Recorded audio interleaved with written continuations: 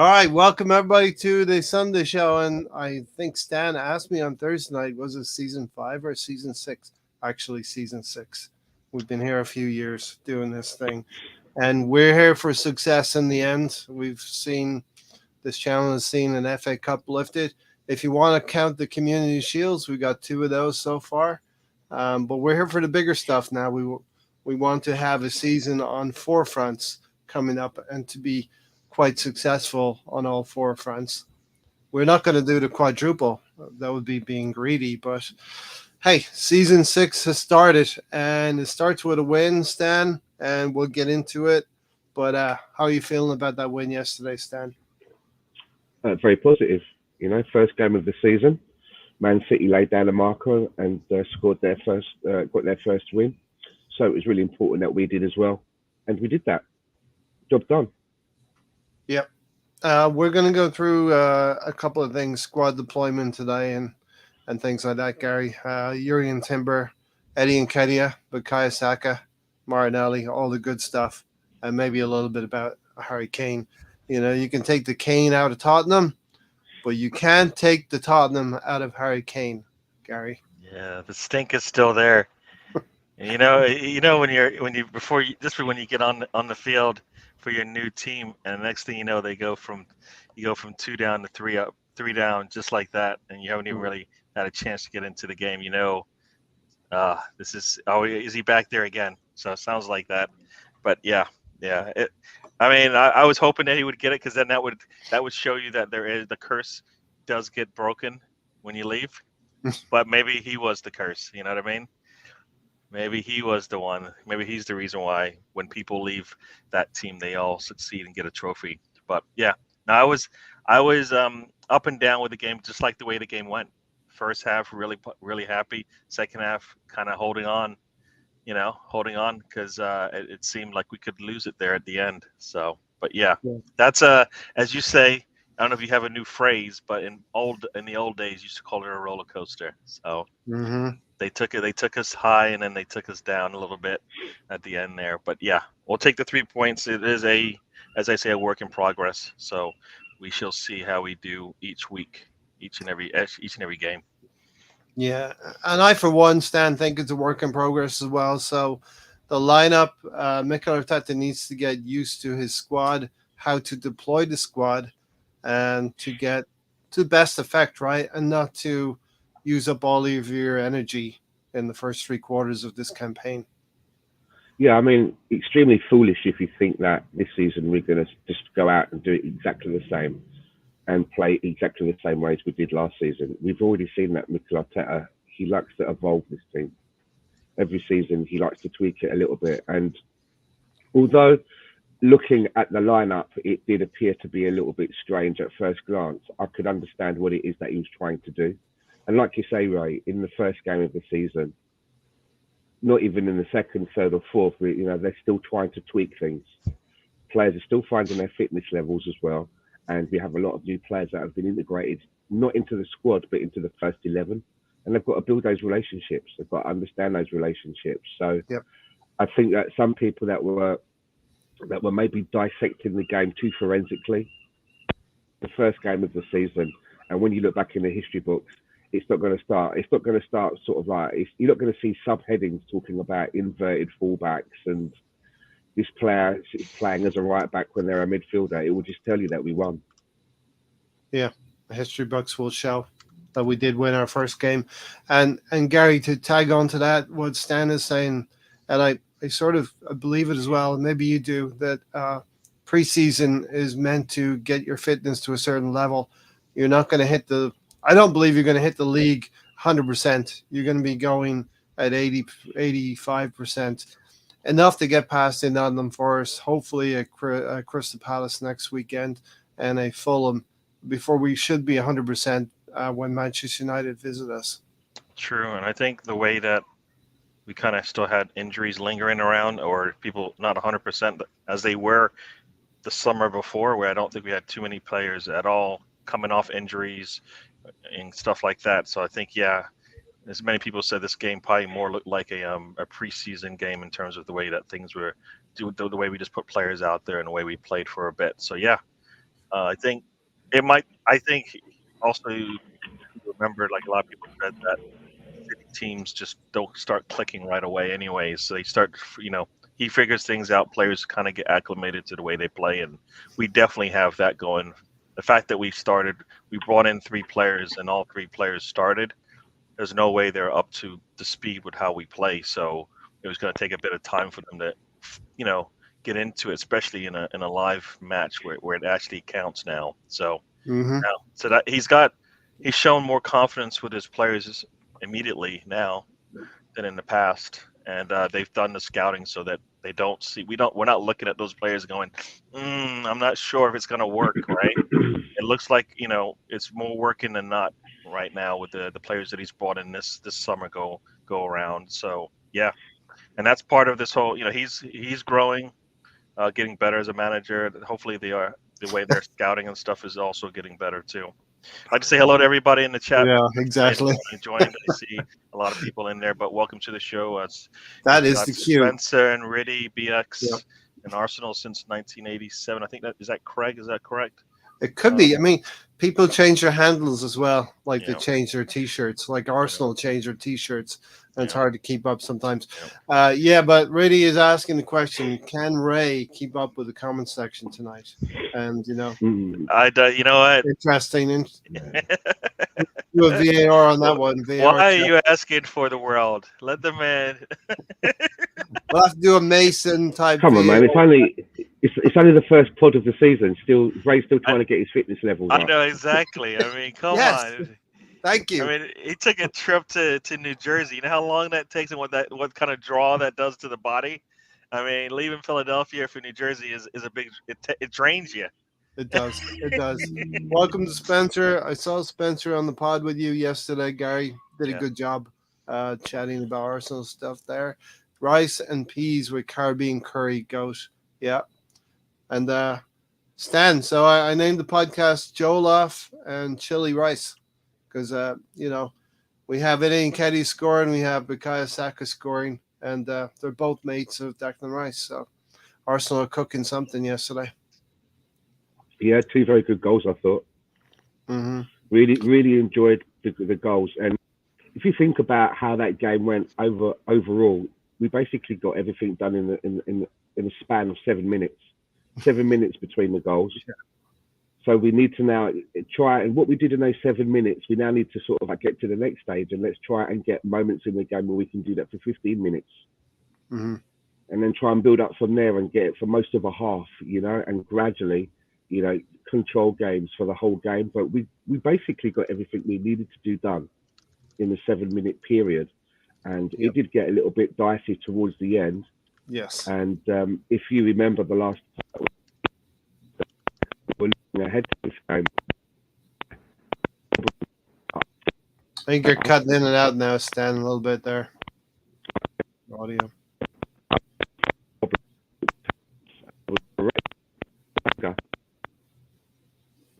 And he did change the way that he played. Stan back with his classic Neil Tennant look. There you go from Riddy. Can you hear me okay? Huh? Can you hear me okay? We can hear you now. That last sequence toward the end got a little bit fuzzy and was cutting out. Arsenal since 1987. I think Harry Kane spends much time looking at the back of his shirt when his teammates shout. Yeah, there's going to be some German jokes. Wasn't our best outing, but 3 points on the opening day is what I would always take. Gary, I mean, as we would always want those extra 2 goals in the second half, be 4-0 up. And we would always hope to keep a clean sheet as well. No, for sure. Yeah, I mean, there's 2 parts to that. I think we probably could have got the 3 goals in the first half, but definitely we needed that 3rd goal just to, I think to just pull away from them and not give them any thought that maybe they have a chance. And they did feel like they had a chance when they got that goal late, and they put a lot of pressure on us, and we weren't able to respond immediately. That second half, like I said, it was blah. Both teams weren't. for us anyways, Petered out. the control of the game, we kind of lost it there, and they gradually got it. And I would have liked to have seen us change things. I don't know if we're going to get into that, but I think we kind of waited for them to do something as opposed to us just seeing out the game with our substitutions. Yeah. And so, yeah. Indeed. Moss is here across the pond, Sports Talk, Hola FC lads. So yeah, check Moss out. There's a lot of good, a lot of different types of watch-alongs and a lot of football as well. The real question is, did Martinelli mean that pirouette pass to Eddie? What do you think, Stan? When I first saw it in real time, I thought, oh, he was lucky there because he was wriggling around at the side of the penalty box and was sort of almost crowded out, and he was quite industrious to get past them. When I first saw the way that the ball sort of like rolled to Eddie, I thought he was quite lucky there. But when I saw it back on the replay, he does give it a back heel. Yeah, he does consciously give it a soft back heel to get the ball out of trouble. Whether he knew Eddie was there or not, or Eddie happened to be in the right place, doesn't really matter. But he looked good, and Eddie still had a little bit of work to do. And when I saw what Eddie was, what work he had to do, bringing it out more to the right and trying to find a space, I thought to myself, he's going to fluff it. He's going to fluff it up. He's not going to do it. He's going to stuff it up. I honestly thought that. You know, there are some players when they get the ball in situations like that, you're like, here it comes. You know, there's a goal coming. You know, the player can get it in. I felt the opposite with Eddie, so I was really pleased for him when he did score. That was a good goal, and I think that no matter what I may have said about Eddie and the concerns that I've had about Eddie in the past, in a situation like that, especially when you think now, I think he scored 14 goals in his last 16 starts at the Emirates. You know, you'd have to say that he has done everything to earn a start in the next game if Jesus is still out. You know, you can't just keep him on the bench. It's up to him now to keep his place, and he should know that there are paid people waiting in the wings to come on and take his place if he can't continue to produce. Yep. Yeah, listen, I agree. If Eddie starts producing and scoring goals, yes, bring him into the team. I just want Mikel Arteta to feel the same way about players that we have repped in the past, you know, who's maybe a player who's maybe being thought of as a super sub right now, and that player is Leandro Trossard.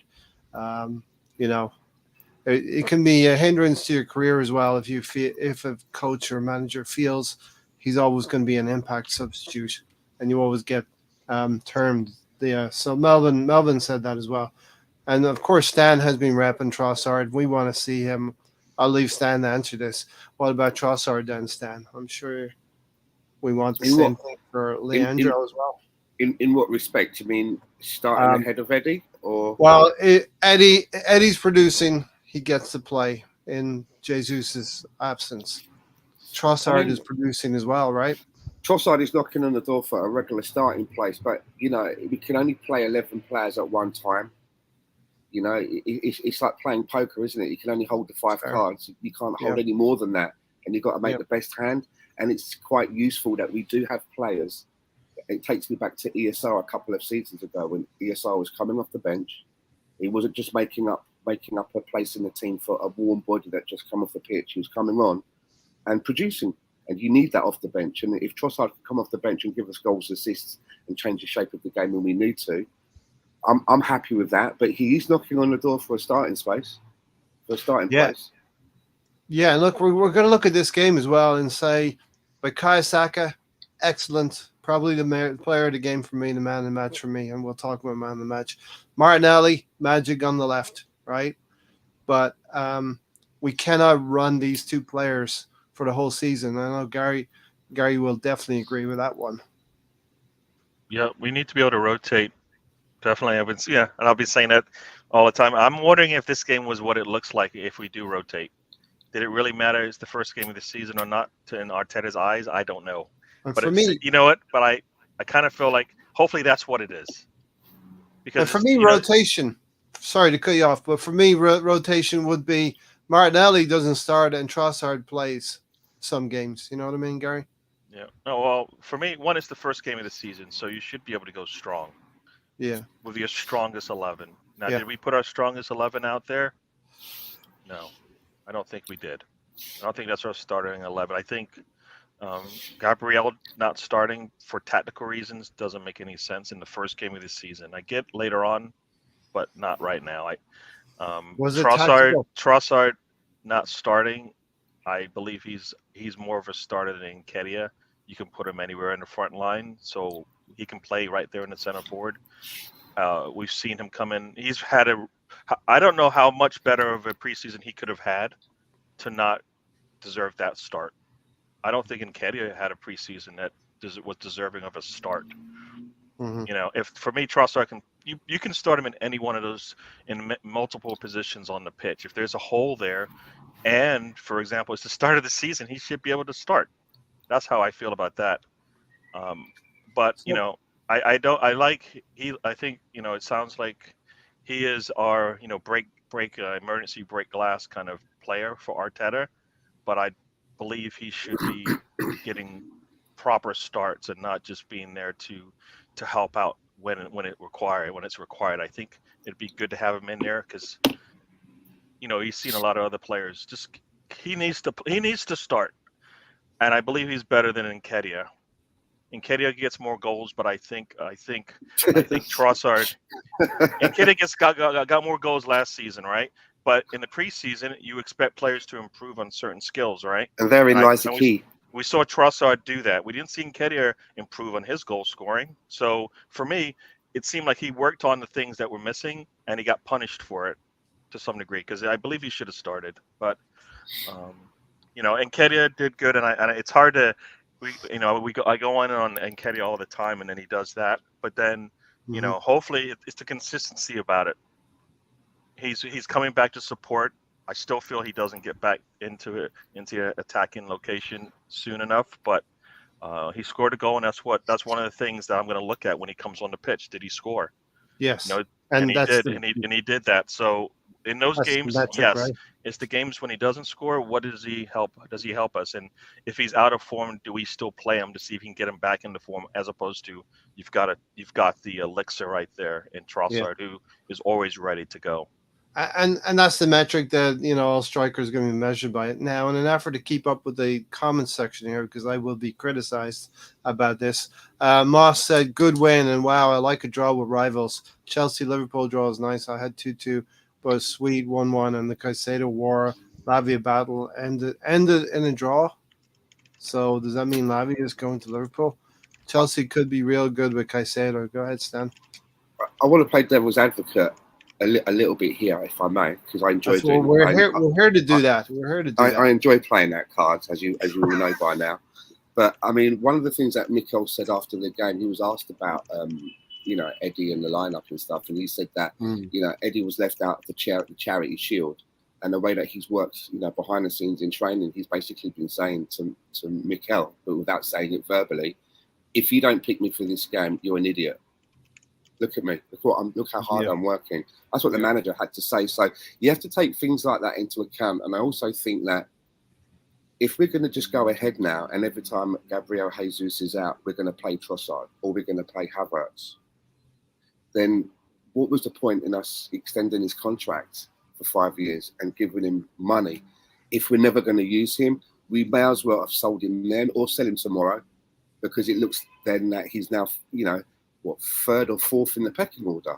He was always supposed to be the backup striker. Yes, we did have some concerns about his consistency, but so far he didn't have a terrible pre-season. He did bang in a goal or two, didn't he? I think the game before the Charity Shield he played and scored, and we were surprised that he was left out of the Charity Shield. We thought that would be like a dress rehearsal for the first game, and he's put him in again after how he's worked behind the scenes. And he's produced. You can't leave him out. And as Gary said, I know that he probably scores more goals than Trossard. That's the rarest commodity. So at the moment, I mean, where else could we put Trossard? We're not going to take him out for Martinelli right now. We're not going to take him out for Saka. We're not going to take him out for Odegaard. Okay, maybe there's an option at that left 8 that I've not really seen him play too much in. But I just think that we can only play 11 at a time.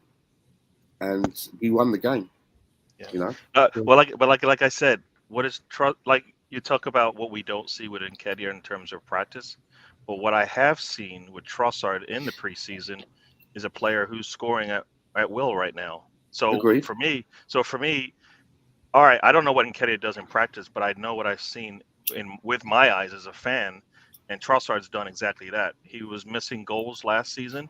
He's worked on the goals.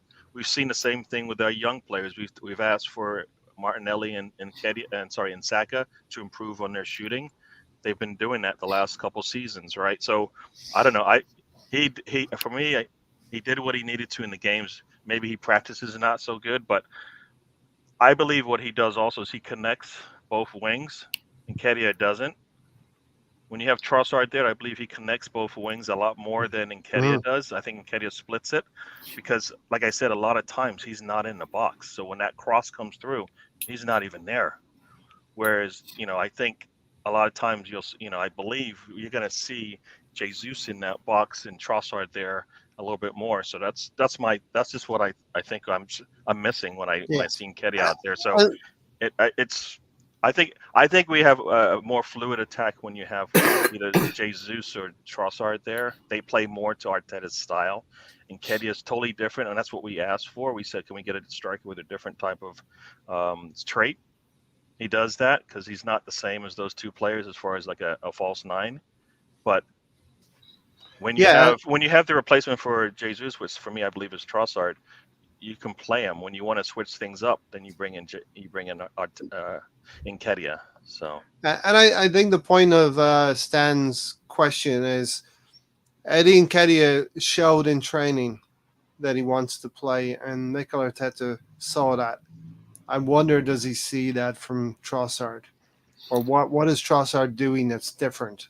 I also think only in training, or is it on the pitch? I also think that Trossard is maybe a victim of his own talents, and Gary indicated that earlier. He said, he can play anywhere across the front three, and he can probably play a little bit deeper as well behind the front three. And I think that when you have a player that is multifaceted in that way, and they're not wedded to one position on the pitch, you can now use that player quite liberally across places. So you have that player on the bench. And when you need to take somebody out from the front three or change it up, or someone gets a knock, or he's not having a good day at the office, you've got this guy that can come in and slip in a multiple of positions to cover for that person to take up the slack.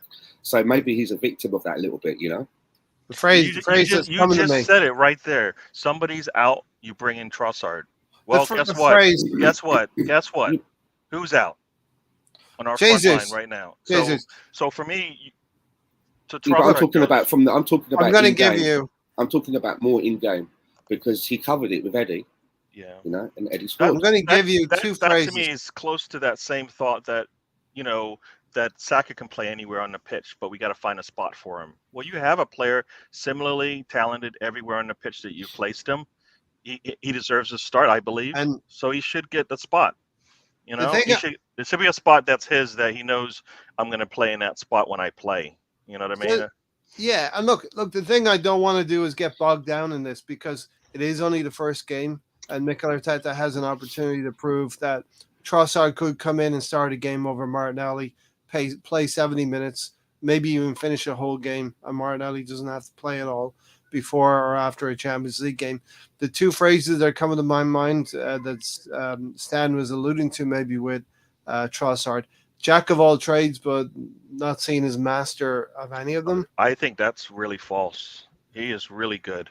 He is. I believe it as well. I don't think he's not a master of one. I think he can play anywhere. He can play anywhere in the front three, but it wasn't as if he wasn't starting for Brighton when he left. So the same, that I think that's not true what you just said there. I'm just saying that maybe but that phrase is used for somebody who's just not good enough to start.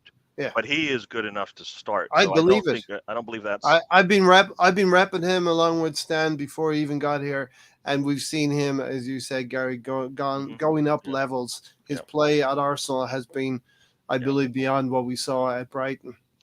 We saw Martinelli respond to Trossard in last season, and why was that? Because he saw, you saw Trossard come in and do a job. and you saw Martinelli's game continue to, I think he took it a little bit serious because it was a threat, and that's what we want, competition, and he provides that competition. Yeah. So Listen, we'll see, Stan, we'll see as the season wears on, if Trossard can be given that responsibility of starting games under Mikel Arteta. It's a good place to be, though, right? It's a good situation to be in. At least we're not in a situation where we're talking about a player that just needs to get out of the way and get into the bin. We've got choices, we've got variety, exactly. and it's good to be in that situation. Also, I just want to shout out to Ryan, Ask Bro Ryan, who's joined us from the Loose Cannon show with the bearded one, and also Glenn. Check out his show, which I think is on Tuesdays, during the week. I'll put it in the box. Tuesdays or Wednesdays, I think. Thanks for popping in, Ryan. Canterbury Gunner. I was going to say, the one thing that Trossard also does is what Jesus does, is he allows Martinelli, if he needs to cut inside, because he can play out there on the wing really well. Yes. So we see that with Jesus, and we can see that with Trossard as well. Because we don't see it as much on the right hand side because Saka's pretty much got it covered. But we definitely see it on the left side where they will switch positions and create some even more problems. So that's another thing that he brings, which means for me is similar to what Jesus gives us right now. So Reddy said Eddie always scores when he starts at home, but not away. That's my concern. And the other phrase I had in mind was horses for courses. Is Mikel Arteta picking sides to adapt to the opposition? Well, he told us, didn't he, that the reason that he sort of left certain players out, like Gabriel Martinelli, was tactical reasons. I like it when the manager says that. They go, yeah, I did this and I did that for tactical reasons. But I always want to hear, what was the tactical reason? Tell us. Tell us what you were thinking. I want to know. But they don't tell us that bit. He's not going to tell us that. But he didn't tell us what he told us. Because you know why? We'll know if it's true or not the next time we play, all right? The next time we play, we'll see. But then when we play Manchester United, which was, I think that's in our third or fifth game? Fourth game. We'll know who our strongest 11 is on that day. And then we'll see who sits out and who doesn't. Or if we just rotate, it doesn't really matter. I'll be surprised if that's the case. But even in this game, we got a clue about the left back. I want to have a manager that looks at the opposing team for the following match and make some tactical decisions every season, rather than just a little bit how it was with Arsene Wenger at the end. We always just played our way, and he let the players try and work it out on the pitch. And we were sort of always stuck in a certain style. So if you've got a manager that's going to adapt to certain teams, isn't that what he's supposed to do? It's his job, isn't it? Yeah, look, we all thought that he would pick Eddie Nketiah as that striker over Gabriel Jesus being injured in the Community Shield. And we were happy with the lineup that he went with in my opinion, double pivot of Rice and Partey when we needed to be behind the ball. And for this game, I feel like Thomas Partey was that inverted fullback, which he probably thought Nottingham Forest weren't going to give us a lot of threat up front, so we could go through at the back. And maybe that's the tactical. So that pivot, that inverting Partey in the midfield, maybe allowed Havertz to get on the back post and into the box. To crash the box a little bit, a hockey term, with Nketiah up front. So you have a double mechanism, I believe, yesterday. Partey inverting into midfield, which then in turn released Havertz to go into the box and create havoc. It sort of looked like to me that Partey and Wright were almost sometimes rotating their position on the right-hand side. There were times when Wright looked like he was playing as the right back and would overlap Saka and try and move the ball into the box. There was other times where it would be Partey who would be popping up in that position and coming in, like you said, to probably help as a double pivot at times with Rice. But then other times it looked like the right-hand side would play it calmly and Timber would take turns to invert as well. And I saw him further up the pitch at times trying to move the ball forward or win the ball back. So if they're going to play with two fullbacks who are both going to be inclined to invert, then they've got to work their timing out. You can't have them both inverting at the same time and leaving Mega Legs and Saliba shitting bricks. Because Stan does not want to be. You do not want to be that centre back with just one partner there No, at the if back, we two at the just back. have them two at the back at certain times, it'll be like the siege of Stalingrad all over again. Yeah. Really said it. Thinks Arteta said that Eddie trained so hard it would have been unfair not to start him. Rice And that's looked what I better like each about it. time. Like he's rewarded the player for working hard, and the player has paid him back. I mean, you can't argue with that, can you? He's giving him the nod, and Brian. he's come up with one of the most rarest commodities in the game, and that's a goal. Mm-hmm. Ryan said Eddie's a good typical striker. Problem is Arteta doesn't rely or typically use typical strikers, and he Agreed. said that he likes his midfielders. Arteta does, and wingers. Need to get me Saliba red, white, and gold jersey. BX gonna keep forgetting to go grab it. Yeah, Saliba I think felt a little bit out of sorts. I think positionally might have been caught out early on for that Armstrong. I think it was Armstrong or Johnson was the guy's name. Yeah, Another but- old face has just popped into the chat box. I'm not seen for a while. Mo Bay, welcome. Mobe Gunner, what's going on, my peoples? Big up, Mobe. And a word for Charlie, one of the good West Ham fans out there. You know, it was a contentious transfer for some West Ham fans. And look, we paid over the odds, but I always thought Caicedo would go 15 to 20 less than Rice. I have been found wrong and guilty of that thought. Supply and demand. Supply and demand. Supply and demand. There's only one Caicedo, and they were two teams that were willing to pay over and beyond to get him. I mean, City didn't want to go, didn't want to play that game, and that's we did. So there was no back and forth, right? We basically put our offer in once they got involved, and it was over. I think what's surprising is that it's money that Chelsea can afford. So, I guess they assumed that nobody else would jump in, but they too can be, hijacked if need be. You gotta come strong when you do it, and it doesn't sound like Liverpool did a good job because the player they must have not talked to the player enough to get a good gauge because he didn't seem too interested in going to Liverpool. I find that crazy, but there you go. and Ray, don't be so hard on yourself. You do get it right sometimes. Nuno Tavares, notwithstanding. You got it right. You had me at Nuno. Yeah. Okay. Notwithstanding. Yeah, Ray, you're good. You're good. Listen. Big up, Charlie, a top lad. He's a good West Ham fan, and what are they going to do with all that money, West Ham fans? We're going to take care of Rice. 200 mil. What are they going to do with it? Paqueta, and Rice. You know what I mean? I could just see David Sullivan down at the local strip club making it rain. I hope. I've always liked West Ham. This transfer win for about a week. I didn't like David Sullivan too much, but he's not as bad as Tony Bloom in my opinion. So I hope West Ham have a decent season as well. And good luck, Charlie. Hopefully we'll have you on in the future if we preview a game. I'm now seriously thinking about getting the new away shirt. That color's been kind of, it grows on you, Stan. That one grows on you more like a fungus. Is that the dark green one? Or is that the? Oh, is he talking about the electric yellow one? Oh. Has to be that yellow one. It's like something you would wear if you went cycling at night. Yes. Definitely. You're not going to get hit with that thing, and you're probably going to blind somebody, and they're going to run off the road. But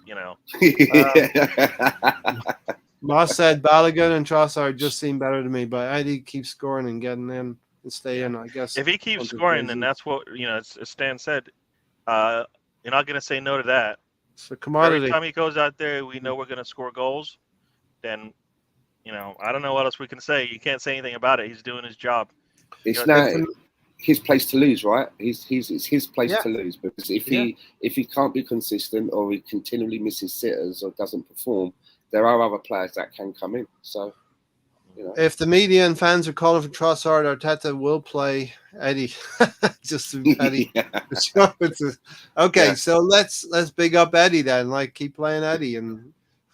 McKell be like, hold on a second. What's going on? These fans want exactly that's what's going to happen. He's got some good answers behind there, so we're in trouble no matter what. Yeah, Mikel's like that. You wait until you see the plans I've got for Zinchenko when he's back. No, exactly. Stand the Man, Chile in Vancouver, BC Lions, another win. With I was there yesterday. Good. Yeah, Good. I was there yesterday. BC Lions against the Calgary Stampeders. So, Sam is here. I big up Sam. I think the lineup was wrong and didn't utilize our best players in their best positions. Arteta's starting to tinker too much, like certain Mr. Benitez used to do. I don't particularly feel that he's tinkering too much, and I think there's a difference between tinkering and using your squad and adapting your squad to the opposition. That's just I me. don't believe that playing Partey as a right back isn't tinkering.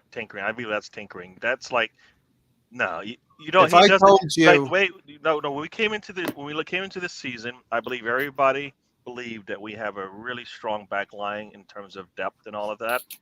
Not one person thought, you know what, that part of that depth is Partey, and that's probably a good. I don't like the fact that he has to come back sometimes on that back line and then has to get back into the midfield. I'd rather him just play where he's the best. And when he does play, we get the best out of him at his best position, because we talk about that all the time. what if we play three at the back? Did you see that yesterday? I think I saw that as much as I saw him in possession. Him to move.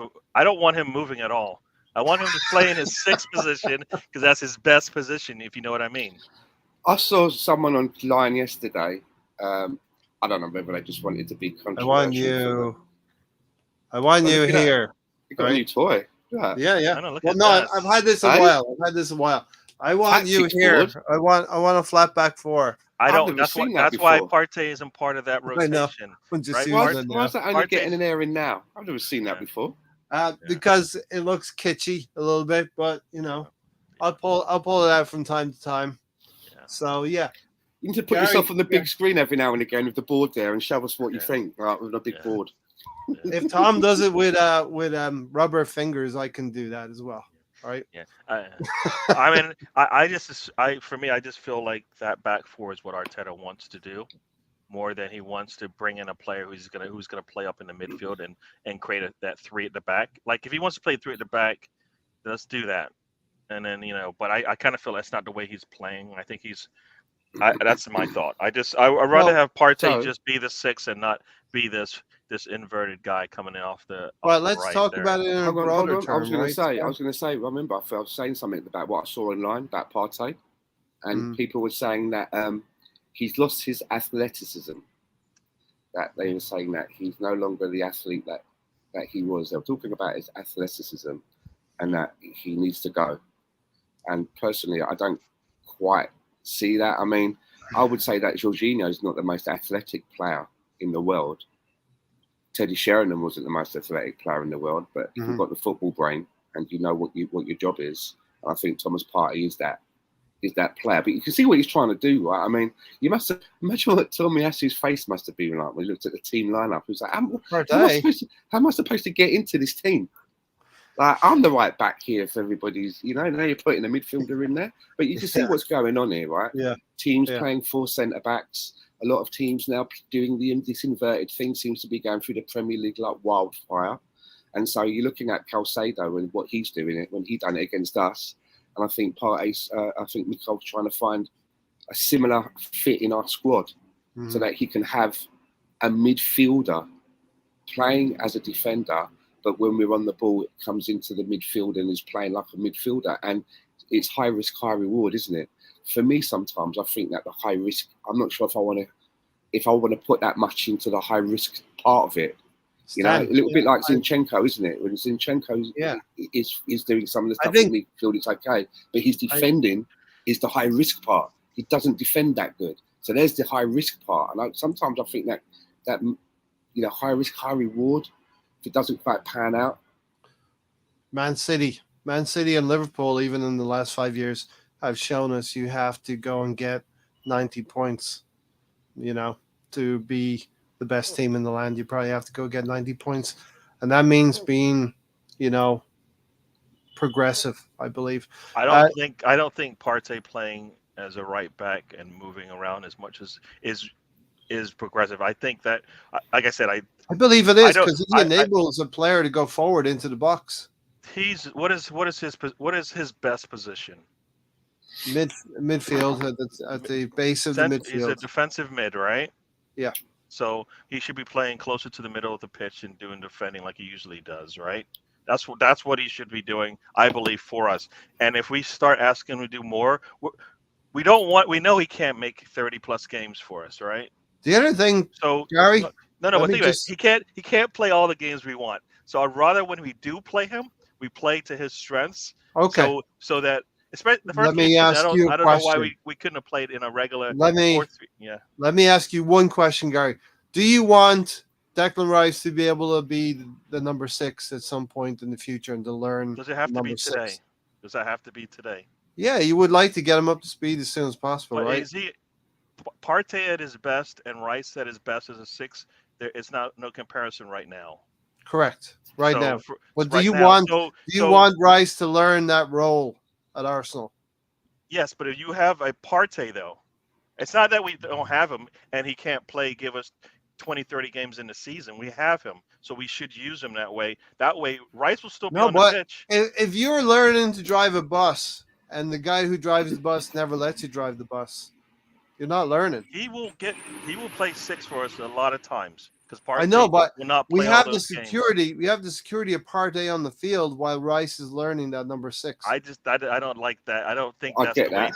to. I don't like that I as get a that. plan. I Yeah. get it, but I don't like that as a plan because now Wouldn't you? you're asking Partey to play out of position, play extra games now. For me, not necessarily extra games, but play a game out of position, doing more work than he might usually do, or having to think on his feet when he usually is just comfortable playing where he usually does.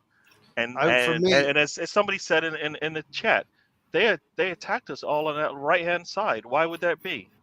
You know, it would be because we don't have our player who usually plays a right back there, and we have 2 or 3 of them, and we didn't play either of them. I just feel okay. The mechanism was for Partey to be inverted, but also we're letting Rice play in that 6 role against Nottingham Forest at home. If we're playing City, well, who's playing in the 6? Yeah, Partey. Exactly. So that until I backed that up with it's the first game of the season, so you're probably going to go with the lineup, your strongest lineup, just because it's the first game of the season, and then you'll start rotating as you go along. So for me, that's why you would pay Partey in that position with the starters in a real game, as opposed to let's see if Partey playing in the 6 works when we play United for the first time, and then the team's not used to it. I think we should be able to play with our first 11 or close to it in these early part of the season when we only have 1 game a week. When we start rotating, we're going to be pulling players out and all of that. But for the start, I think that's where we should have gone. And hold on. Where's Tony when you need him? I need Tony. I need Tony here to interrupt Gary. And then when Tony interrupts Gary, that's why I slide in and get in before Tony. Everybody can jump in because Tony's going to pause, right? I don't pause. I stop. Tony's that guy. Breathing. Tony's that guy who is when there's a corner kick, he's the guy blocking the attacker. Here's what I've been noticing though, right? Last season, if you notice Thomas Partey, he was turning up on the right edge of the penalty box, taking shots in the same position. You could see that it was part of the tactical play where he would always be turning up in the same position to take a shot. The players knew that he would be there as part of that 5 that fans out, ready to attack. I noticed yesterday that it was Declan Rice was turning up in that same position now. He was turning up in the same position to take a shot where Partey was. Right. So you can see what's happening, and I agree with you, Ray. Whether you like it or not, but I do think that it's Mikel Arteta's plan to, while Declan is easing in, to have Thomas Partey in there alongside him as well, somehow, some way. And I think it meant that there was a sacrifice. The question is, do you think that in the next game, you said that he left Mega Legs out for tactical reasons. Do you think the next game there'll be tactical reasons, or will we see something that's more familiar, or is he going to do it again? Going to Selhurst Park, we have to be a little bit more secure, I believe, going away from home to Selhurst Park. Do they threaten you, Crystal Palace? Huh? Does Crystal Palace threaten you? Yeah, Jordan Ayew and Edward. You know, you in this SA. league, you cannot take anything for granted in this league. You go a goal down, and you're already scrambling. We had the comfort of being 2 goals up, and then we conceded a goal. It's difficult in this league maybe to score 2 goals away from home. You know what I mean? So yes, I would like to have a settled back 4. That would be Gabriel Magalhaes, Saliba. If it's Tomiyasu at the right, but it's probably Ben White, and then Tomiyasu is going to be our left back, because when Jurian Timber went injured, and we'll talk about that, Tomiyasu was preferred over Kivior. So yeah, I'd like to have that back 4 against Crystal Palace away from home, Gary. Yeah, yes, I get it. I think we're deeper that we can go to our bench and still be okay. So I don't think that's an issue. But like I said, going into these big games, I would like to see us play with our stronger. So maybe not this game, but the 3rd game of the season, definitely have us, close to what we would play in the next game. And look, I use the analogy of the bus driver. It could be when you were learning to drive a car, you had your instructor in the passenger seat, but they had ultimate control over hitting the brakes. I don't believe it. I don't agree with that at all. But I think that's I think that's kind of silly in sports. You put Rice in to learn the number 6 position while they have Partey on the field. Like to me, that would mean like if you have, for example, Michael Jordan and Kobe coming up as a 19-year-old, and you want to put Kobe in there and then take the spot from Michael Jordan, that you play them together and you have Jordan and sit back. No, you don't. You play the best player that you have in that position at that position, and meanwhile you work them in, and then that's how I think that should go. So, and you already said our starting 11, our strongest 11 is with Partey in his preferred spot. Yeah. So, but in Mikel's eyes, he is working him in. That's what he thinks he's doing right now. No, I think what he's doing is working him in, like you said. But the expense of Partey playing out of position in extra games, playing out of position. I call those extra games out of position because that's not what we want. I looked at the heat chart. And he's off on the right, all the way on the right touch line. Partey, yeah. So you're asking him to do that and get back inside as well. I think that's extra. We're asking Rice to learn the number 6, but we're also going to ask Partey to learn that inverted. He looked more to me. I just think at this point in the Partey's career, you play him in just swapping around a lot. You don't ask him to you know what? I'm going to work you out of your own position. Ultimately, Gary, we want a situation where Partey is rested and doesn't play a certain amount of games. So then you don't play him. You didn't have to play yesterday then. Correct. Because you had a right back. But there was a tactical reason. There's no tactical reason for Partey to having to play in that position. The tactical secret. I understand Gabriel. Maybe I don't understand it, but I understand it. If you know what I mean. Yeah. Arteta has his thoughts, but I don't. When you have the depth that we have, you just play it. It is some tactic, though, isn't it? When you consider that the player that he leaves out is one that has played basically every game for the last 2 seasons. Yeah. No. That's the guy that you're leaving out. I'm talking about right back. Tomiyasu could have started. Gabriel Magalhaes. That's what Gabriel. Like we're stronger now because we have. We can. He never move leaves things Magalhaes around. out. We did that, right? He left him out, so he did. And you know what? Maybe why? Isn't it? Why now? Maybe it's left for him rest. out in 2 seasons. It's okay. Maybe it's okay. Rest. Maybe it's rest. Maybe that's this rest thing that I talk about, where we rotate our players. Yes. And we do it. So maybe that's what it is. But then shouldn't you manage that? If he's one of your best players in defensive position, shouldn't you be managing him more during pre-season so that he doesn't need rest on the first day of the season? I don't know if he had a knock. Isn't that player management? Couldn't have had a knock. He brought him on. He was on the bench.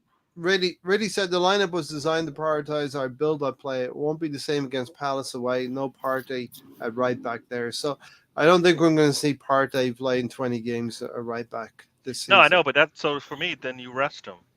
I want when Partey's playing the 6, it looks like what I saw live. I saw it live. You know what I mean? Yes. I saw this in October, right? You'll see March, that for 20 games. 24. I want to see that for games, but in March we didn't see that Partey at all. Not even close. So if you're going to save him for the big games in his position. Maybe he was saved today. He was not saved by playing in a right. When you have a right back, you have one. You know what I mean? You could have played Kiwior in the middle if you wanted to, right? Kiwior could have played in the middle yesterday. So you had answers to where you didn't have to put Partey on the right. That's just my thought. And look, Mikel Arteta will pick the side and will pick apart and try to understand why he did it. But ultimately, he's going to pick those sides, and his responsibility will be to get 90 plus points this season. And that's what he's going to be judged on. And you can only win the games put in front of you, and that's what he did.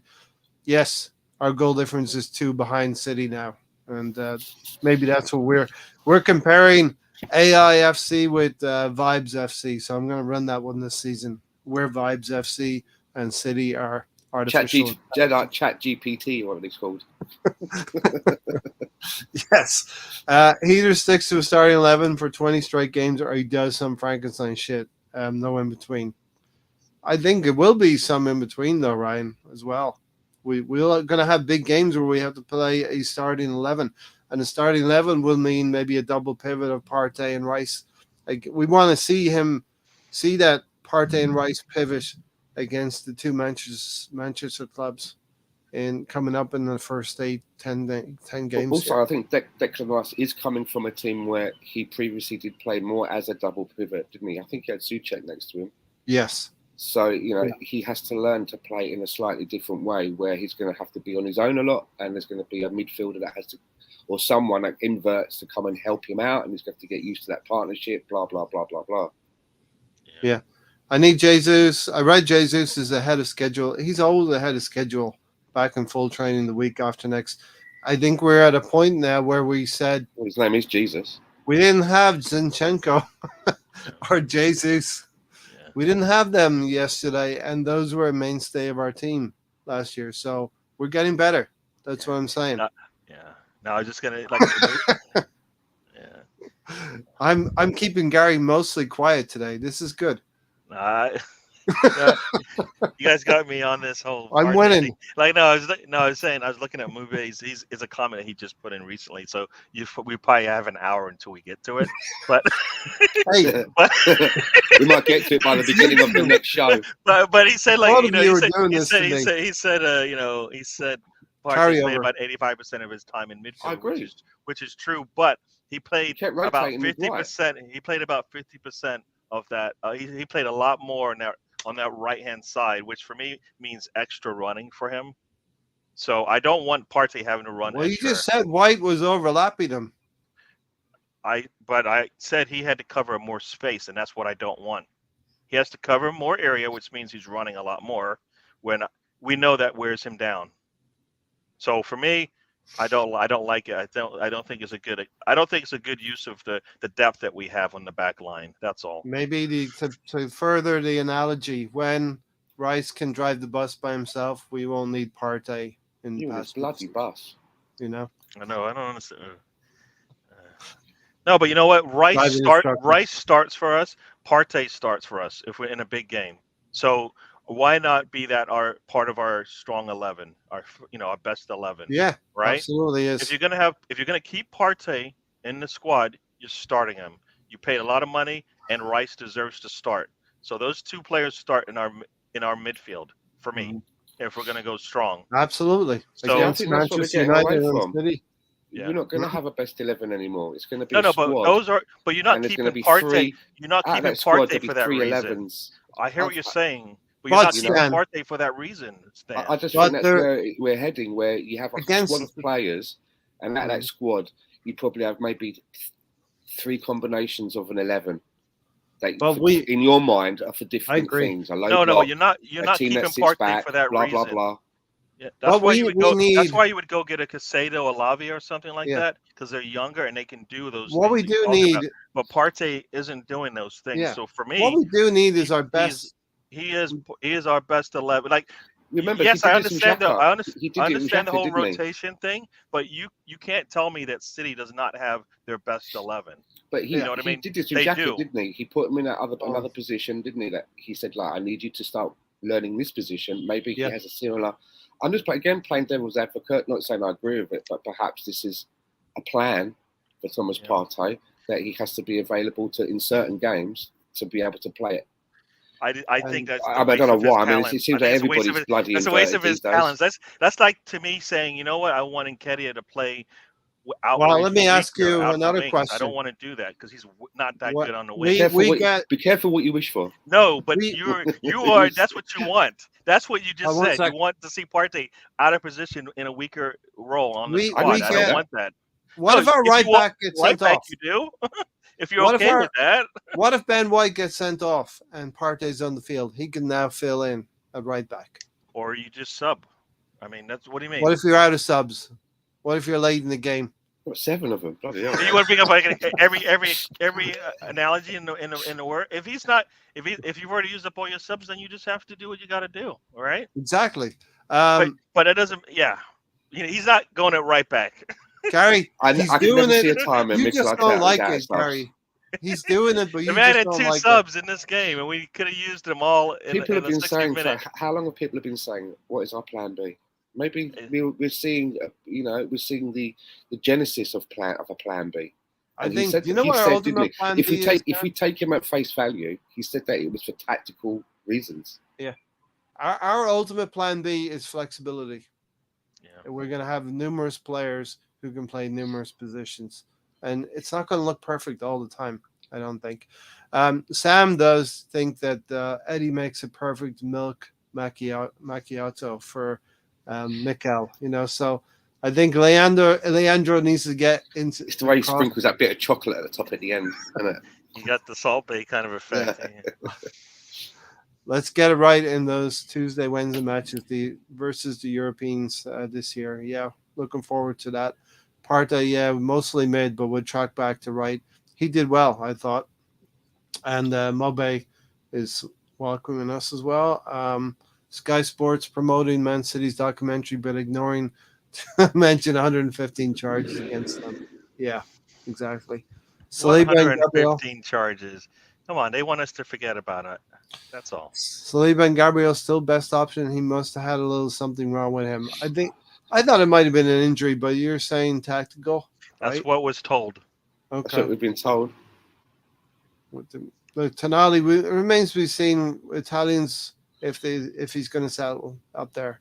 You looked good yesterday. It looked good yesterday. Newcastle looked good as well. Yeah, they did. And I think Aston Villa, people have been picking up Aston Villa. I think they just had a really good second half of the season. So, but you know what? That you watch the game. I think things change with the injury and all of that kind of stuff, and play on the road and all of that. And as you said, expectations. So, we'll see if they settle too, right? If they settle, they got smacked in the mouth. Yesterday. Charlie wants us to bid for Paqueta just to force City to pay more. I mean, I wouldn't mind doing that, just so they'd pay more. 88 million, I think, is where they're at right now with that. So, kudos. We'll see what happens with kudos as well. Yeah, but I think the kudos thing now is it's going to be even more than a 40-50 now that I thought that there was a deadline. So I think we might have missed that window unless we make some sales, right? Her new away that's the kit, thing. high Sales. visibility, high visibility on the motorways if you want to be. All Arsenal fans should work on the road. To be fair, on the pitch, Partey wasn't playing right back. As I say, to me, I noticed that him and White were rotating a lot. It was like they were rotating. Just looking at the heat chart, he's sitting. White was overlapping. He's sitting on the right touch line, right there. So he did spend a lot of time out wide. He did. So as much as you say he does move in, yes. I understand. I think I understand what the tactic is about. I think I understand why, what it's all about. You're dragging players all over the place if you've got basically where Tony probably loved it. That he's been touting three at the back forever. He's like, Arsenal should play three at the back, and that mechanism with Partey drifting into midfield looks like three at the back. When timed correctly with Timber as well. Rice needs to play as an 8 instead of Havertz or sit on the bench. The 2-6s isn't going to work, and dropping Partey out of a position to accommodate Rice will hurt us. It's tinkering, in my opinion. Listen, if we drop points at some point, you could be right, Sam, but all teams will drop points. If it's horrible against Man City or United, then I just don't see it right now. I think Mikel Arteta is using the players that he has, not in a bad way, in my opinion. Anyway, but the Martinelli pirouette was excellent. I think Martinelli does that to escape two players. The ball happens to come to Eddie. Eddie's there, and he drives He past. backheeled it to Eddie. Yeah. Happens. Yeah. It happens to Well, find its way there. I know what well, I don't don't- believe that, because if that was Martin Odegaard, you always say that Was was a it nice intentional? a nice heel pass, So- and he's done that, and then we've seen him do that. So Do you think Martinelli intentionally did that pirouette and back heel to split the because defenders, he knew Eddie was there as well? Is that what you're saying? He should be looking. You ask him to look up. He finally does. He makes a pass, and now you want to find any way to belittle it and say, no. He didn't do this. It was all luck. Hey, just saying. Just The asking. skill a in question. itself is really good, and Yes. you can't deny that. Yeah. Whether or not he saw Nketiah, I don't know, but the skill in itself was really nice. Yeah. It did its job. It split the defenders, and his player was there like he's supposed to be. And you know what? That's what happens. You put a cross and you expect your player to be there. If he's not there, is it your fault? No. No. So this is the same thing. He splits the defenders. The striker's supposed to be in the middle of the pitch. He's there. And what he's done, Gary and Stan, is he has taken two defenders out of the picture by that pirouette and back heel. And Eddie is there. Thank you very much. I thought he was going to shoot from that position. But yeah, drives past the defender, puts a shot in, and the slight deflection takes it past Matt Turner in goal. But he put his foot through it, and that's why it went the way it went, right? You see sometimes that deflection just skews and goes way off, but he put so much power behind it, it had no choice but to continue in its path, which was at the goal. Yeah. So. And this is for me what makes Martinelli. I know a lot of people were calling for him to play for the middle a lot, and in fact he plays for the middle for me on FIFA. But what makes him such a good winger is that he's so direct and he's willing to try and beat his man. Yeah. You know, he doesn't put the brakes on and go, dead alley, and try and pass the ball. He will try to beat his man, and he's so direct. Yeah. And I think he brings a balance to. And defenders don't like that, and defenders don't like players like that. Yeah. Do you know what I mean? They don't like players like that. They're going to show them up a bit. He brings a perfect balance to Saka, where Saka has that stability. You're going to get stuff from Saka, but he brings a lot of chaos on that left-hand side, and sometimes it doesn't work, and sometimes it works magnificently. So, I had this banner up a few months ago, the part where it says Saka and Martinelli to improve again. But yesterday we saw also Martinelli magic and Saka superlative. What I liked about that as well is we've had so many instances, haven't we, where we've rewarded players with massive contracts, and we've never, at the other side of that, we give them a contract, they seem to just like drop off a cliff, and we never seem to get the benefits of that. Saka looks like it's just business as usual. First game of the season, man, and that's what he gave us. A fantastic goal as well. I mean, when he scored that goal yesterday, one of the thoughts that went into my mind was, I was like, he really is the real deal. Do you know what I mean? He's not someone that you see some players that, like Mitri, for example, they burst in and have a great season, and then they sort of. Which one now, Martinelli or Saka? Because you can. Saka. Yeah. Okay. Saka.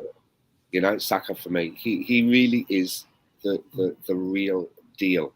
He's not just someone that had a right nice purple patch and looked good for a while. He does it all the time. If you watch that goal back, there's a little bit of a triangle going on with I think Ben White, Saliba, maybe it's Odegaard, but Saliba is the one who makes that pass to Saka. And I saw one thing. Sorry, I saw a huge poster yesterday up by the football stadium. They have like one of these screens. It's like a screen poster. It changes all the time, and they were advertising the channel here that you can sign up for to watch the Premier League, Fubo TV. And on the big graphic, they had 4 players. They had Haaland, they had Fernandez from Chelsea, they had Marcus Rashford, and they had Bukayo Saka. Yeah, I was going to say that's where he stands, right? When they're actually selling the product, Saka's considered one of the faces to draw people in to subscribe and pay for that product. Exactly. It shows you where he's standing is in the game now. Indeed. Indeed.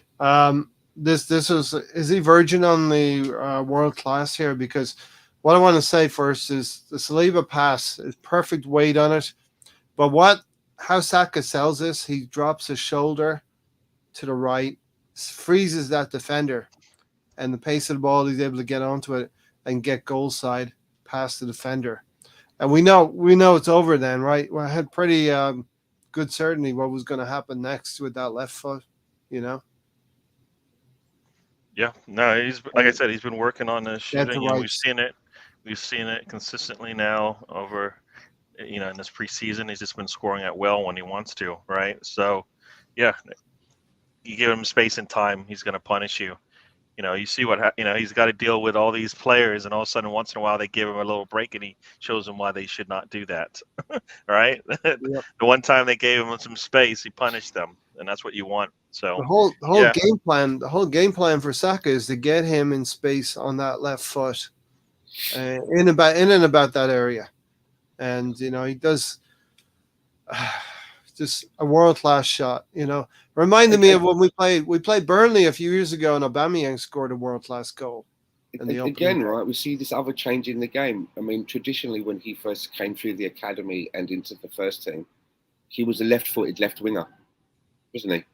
It was Mikel that started putting him over on the right, and this is where we are now. You have wingers, you have left wingers that are right-footed, and right wingers that are left-footed. They're not really. They're not really looking for them to run all the way up to the bar line and hoof one in. It's all about coming in on that stronger foot of yours and coming into the centre of the pitch and being skillful. Yeah, indeed. So 2-0. Shout out Mr. Tom, who's joined us in the chat. Shout out Mr. Tom. Look at that. You mentioned Eddie, innit? It was the Eddie Beacon that drew him in. It took like 30, 40 seconds. He was like, someone's talking about Eddie. The signal was going. Yeah. Eddie and Nketiah. So that puts a smile on Mr. Tom's face, and we like that. So indeed. Here we go. Some validation for Gary here. Gary's 100% right. Partey, either play him where he should be playing or rest him. You don't need a tactical trick against Dross like Forest at the Emirates. But maybe, maybe that's why he did it. Maybe he's like, I can handle Nottingham Forest. I want to try this thing. I mean, you could say the same about Crusader at Brighton, right? He's not a right back. And when we played them, they done a similar thing, and everybody was lauding it, right? So the manager is wanting to try these things. And like Sam said, you don't do that with Partey. You don't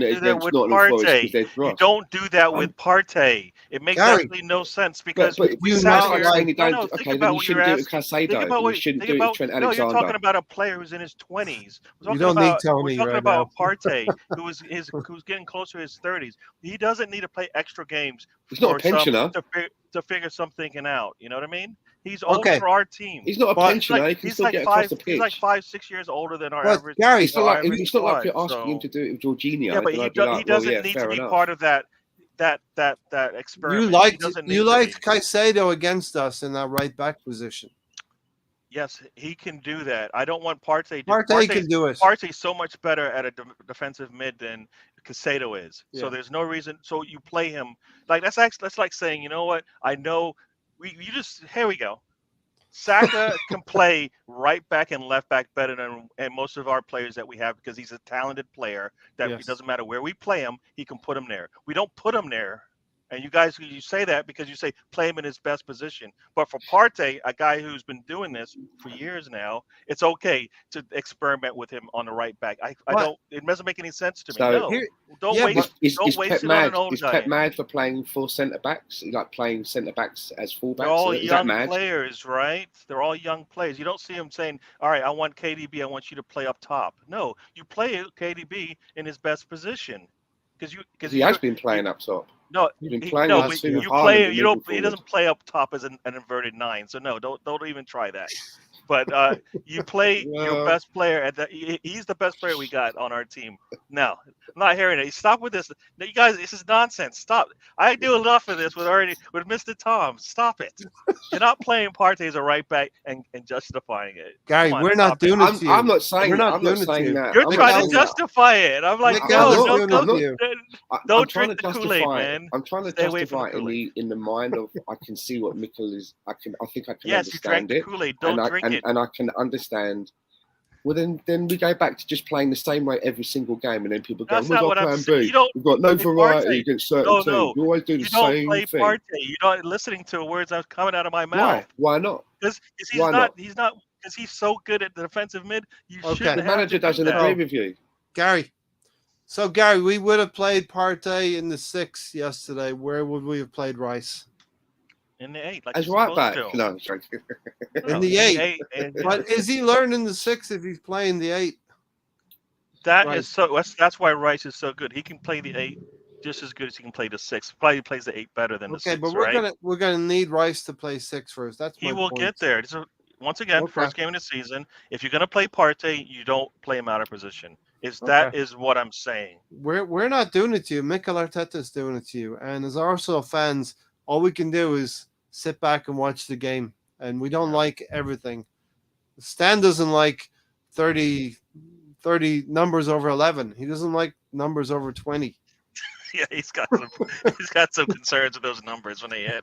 What is it? You said you didn't like. Was it 14 or 15 or something? Yeah, Or was it 13 you didn't like or something? I don't know what it was. Some number. Yeah, 13 should be your backup goalkeeper, Oh, he's got. That's what it is. That's what it is. Yeah. not an outfield player. Yeah. See, there are things that we won't like about this, but as long as we get 3 points at the end of the day, we're going to be kind of happy. You know what I mean? Yeah. The goal difference now, we wanted to maybe match City and what they did against Burnley. KDB's out for a while. Maybe we catch up. You know what I mean? Yeah. Goal difference is going to be important, though. You know, City, Right now, not so much. Let's get the wins, right? Okay. But clean sheets are just as important then. Right? Very much so, yes. Yeah, and again, we That's conceded. what killed us at the end of the season, right? Our defense was struggling, and we let in a goal we shouldn't have in this first game of the season. Yeah. Trying to close So- out a game at home, we should be able to do that easily. So we had some Martinelli magic. We had some Saka superbness, and but at the back, Stan looked like a scrappy goal that we conceded. What did I say the last time that we were speaking on Thursday? We were looking ahead to this game, and I identified a player You did. for Nottingham Forest that I said could hurt us, and that was Elanga. If you remember, Yeah. Gary looked up his stats. Yeah. And when he came off the bench, he was quite. He brought a more dynamism. That's the one to their team. And we I've didn't always bring liked him. we didn't bring the answer for that. No, we went defensive. Yeah, Mikel decided the way to go for that was to be more defensive rather than to be more. I suppose he really wanted to hold on to those 3 points and not risk going for a third goal and letting them equalise and us walking away with 1 point instead of 3. As I say, the history books will, when you look back, will say that we won the first game of the season. But for me, like if I'm analyzing it, I'm saying Gabriel should have come in sooner. He probably should have come in at halftime. Timber coming back out on the pitch and then falling, basically being done in 2 minutes, says something about your physicians in the locker room. Yep. I mean, he just was jogging backwards and then bang, he's down. That should have been caught. He should have never come out after that. I don't know. We can't really say that, Gary, can we? We see it a lot. We see players go down and you're like, why didn't they come out again? This is why we have the depth. If Gabriel is for tactical reasons and one of your players that you can bring in to solidify that back line is sitting on the bench, you bring him. You talk about Timber. Yeah, with injury. Timber. I would have liked to have seen Gabriel come in at halftime, use that substitution window as opposed to having used up one within 2 minutes of the half starting, and then you go with our regular back four, and then see out the game because you saw how the rest of the game went after that, right? you bring in Tomiyasu, and the game started to get away from us, and it gradually got away from us more and more as the half went on. But I thought the leg that he went down injured with was not the same leg that he had the knock with. He got hit in the same. He got hit in the same side from what I believe he got hit in the same side. I thought it was different legs, but he assured him that he could play on. But I hope which one do I want it to be? I don't know. Do I want it to be the opposite leg, so now he's got two legs injured, or do I want it to be the same leg? You know what I mean? Yeah. I believe it's the same leg, but yeah. Well, I'm thinking if it was a different leg, then you can't blame the doctor or allow people. The doctors checked him out. The doctors checked him out. The player was happy to continue in the second half, and you're going to have innocuous things happen to players as well. He looked to be in some pain when he went down the first time, so it wasn't like ouch. It was like ooh, and he was there for a while with that face. So, like I said, we just hope it's nothing big. We just hope it's nothing big. Sam, I don't know if Caicedo played there because of injuries. I think Caicedo was there to nullify our wingers on the day. This was Good Sunday or Easter Sunday. And Estupinian was on the other side for Bukayo Saka. And Caicedo was there for Martinelli. You look at our wingers, and that's the type of thing that their opposing teams are going to try to nullify. Yeah. I mean, but either way, Caicedo can play those two positions pretty well, and he's a lot more youthful, a lot more energetic. And Thomas Partey's getting there, so. And Thomas Partey's getting there too. Yeah, I'm just poking you. It's okay. I'll leave you alone. But during Timber, we don't exactly know what it is, Gary, but we understand the player has said it's not something major. He could be out for just a few weeks. Yeah, it looked like he was grabbing for his calf. So hopefully that's it, and it's not the knee. Maybe it's just that he was just cramping up because of that initial injury, or going down early in the game. So crutches. So I don't know. I didn't see any pictures. Yeah, but he definitely was grabbing for the calf and not the knee. Like he was grabbing below his knee on the backside. So I'm assuming it's a calf. Hopefully it's just the calf, and it's just he played a lot in preseason, and maybe we didn't need to play him as much, but he played a lot. So maybe the body he's just not ready. What in the world is that? It's a cruise liner. Is that like shut up, Gary kind of thing? It's like, damn, Stan, you could have just told me, like, Sam, you know what? You could have put like something in the private chat. Just shut Gary. Sam Greenwood here. When you blow the horn, God. Let's put Eddie in goal as an inverted goalkeeper. We talked about fly goalkeeper. Same thing. Gary shut down Ray elegantly with the Saka point. Game, set, match, breakfast, lunch, and dinner. I got Sam on my side today. I got at least one friend in the chat. Sam, if you'd have thrown macchiato in there, I would have given it to you as well. Oh, macchiato. But I refute this charge. I refute this. It's all right. You're just my numb point to the was pain well now. made. You're just numb to the pain now. That's all it is. By the way, well, we don't know how Tony's doing. Hope he's doing okay, but hopefully we're keeping him in reserve as well. Stan, do you think Partey will leave? I don't think so. But I think there's a possibility that maybe after this season. Right. Yeah. He may leave. Season.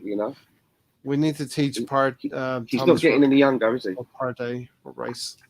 We need to teach Rice. I'm confusing my names now. He's not getting any younger, and a certain Saudi Arabia club may come in for him at some point in time. Gary's on fire today. It's all good. We're having a healthy discussion right now. We're keeping things moving. The tactics truck will return with 486% more vitriol. Mr. Greenwood, I'm running the water from my yearly bath. Okay. We're gonna expect. I made a video for it and everything. And tomorrow. I got to use it like one time, and then the man left me. Man, come on, Mr. Tom. I'm just kidding. When you're ready, we're here. That's all I gotta say. Rubber ducky and a sponge. Yeah. Okay. Jurian Timber goes down. We hope he's going to be able to come back to us soon, and it's not an extensive injury.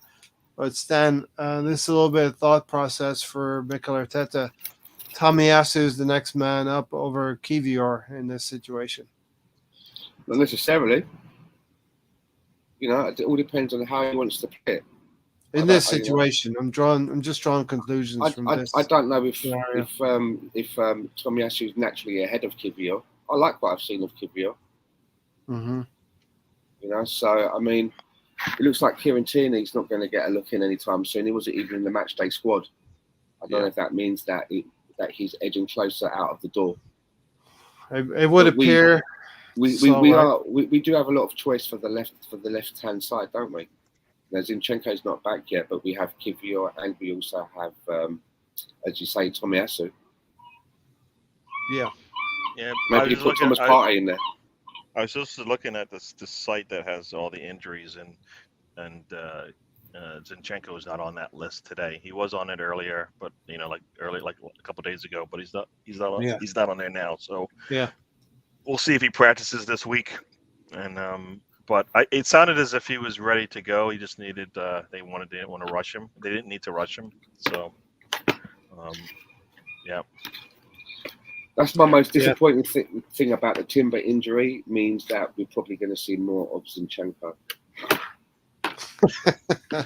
And that disappoints me. There's a yes and no to that, because I hopefully Arteta hasn't forgotten what Timber has done since he's come in. You know what I mean? So hopefully that's the part that you hope hasn't been neglected or ignored. He's done well when he's come in and plays it more defensively than our other left back, right? So yeah. Yeah. So Zinchenko could come back into the team. We'll see what happens for the Palace game. Oh, Stan, it's going to be okay, Stan. It's going to be all right. Gary doesn't like Thomas Partey playing right back. Stan doesn't like Zinchenko playing left back. I'm sure there's things I don't like as well. You know what I mean? But Raya was not registered in time, so I believe that's going to happen for the next game. So Hayne. Supposedly he was at the game. They didn't show any video of it, but when he was at the Community Shield, there was a picture of him there. So who knows? Yep. Yeah. So David Raya will be back. A little bit of a word about the ticketing situation. Didn't seem to be Arsenal-like in terms of the way we do pretty poor things. display there. Yep. Delayed the kickoff. Give me a little bit more time, actually, on Saturday morning. And probably you, Gary. You probably had to fill that time in a little bit. I had to talk for an extra half an hour. Nobody wants that. Nobody wants that. I had to fill a half an hour of talk.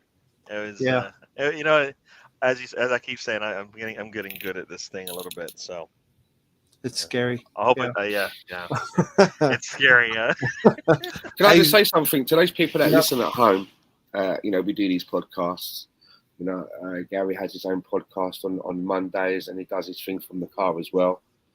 But I will say to those people that watch that have never done a podcast, for example, the hardest thing I think is when you're on your own and you're just talking on your own. Some people are really. That's why some people are really good at it. For example, I think Harry Simu on the Chronicles of Laguna, I think he's very good at it and very natural at speaking on his own.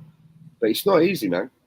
No. I've done it a couple of times, even on the wrestling show that I do, Mr. Tom and Tony. I remember doing little segments and stuff like that, and you're just talking on your own. I'm quite conscious of it, more so than when I'm on with other people, like in the forum that we are now, and we've all sang our little bits. So fair play to those that do it, man, because I don't know if I could or would. Yeah, and look, when I started doing this thing 5 or 6 years ago, it was horrible as well. First time out solo, and Stan, Gary, you've both helped me. You've both seen me struggle. Sam has done as well. They joined me when I'm all by myself, because you can just tell, right? I'm not quite as comfortable by myself as when I have somebody. There's been a few times I send away a message. I'm like, can't make it tonight. Something's popped up or whatever, and I'm doing something in the house, and I log in to see what's happening. I just see Ray's little face on his own. Take pity for me. You take pity on me. I can't leave him on his own there. Yeah. And I And even say there's to my, been I even say to my missus, we have to cancel that posh restaurant that we're going out to. She's like, "Why?" I'm like, "Look at Ray's face." And she's like, "Oh, go on then."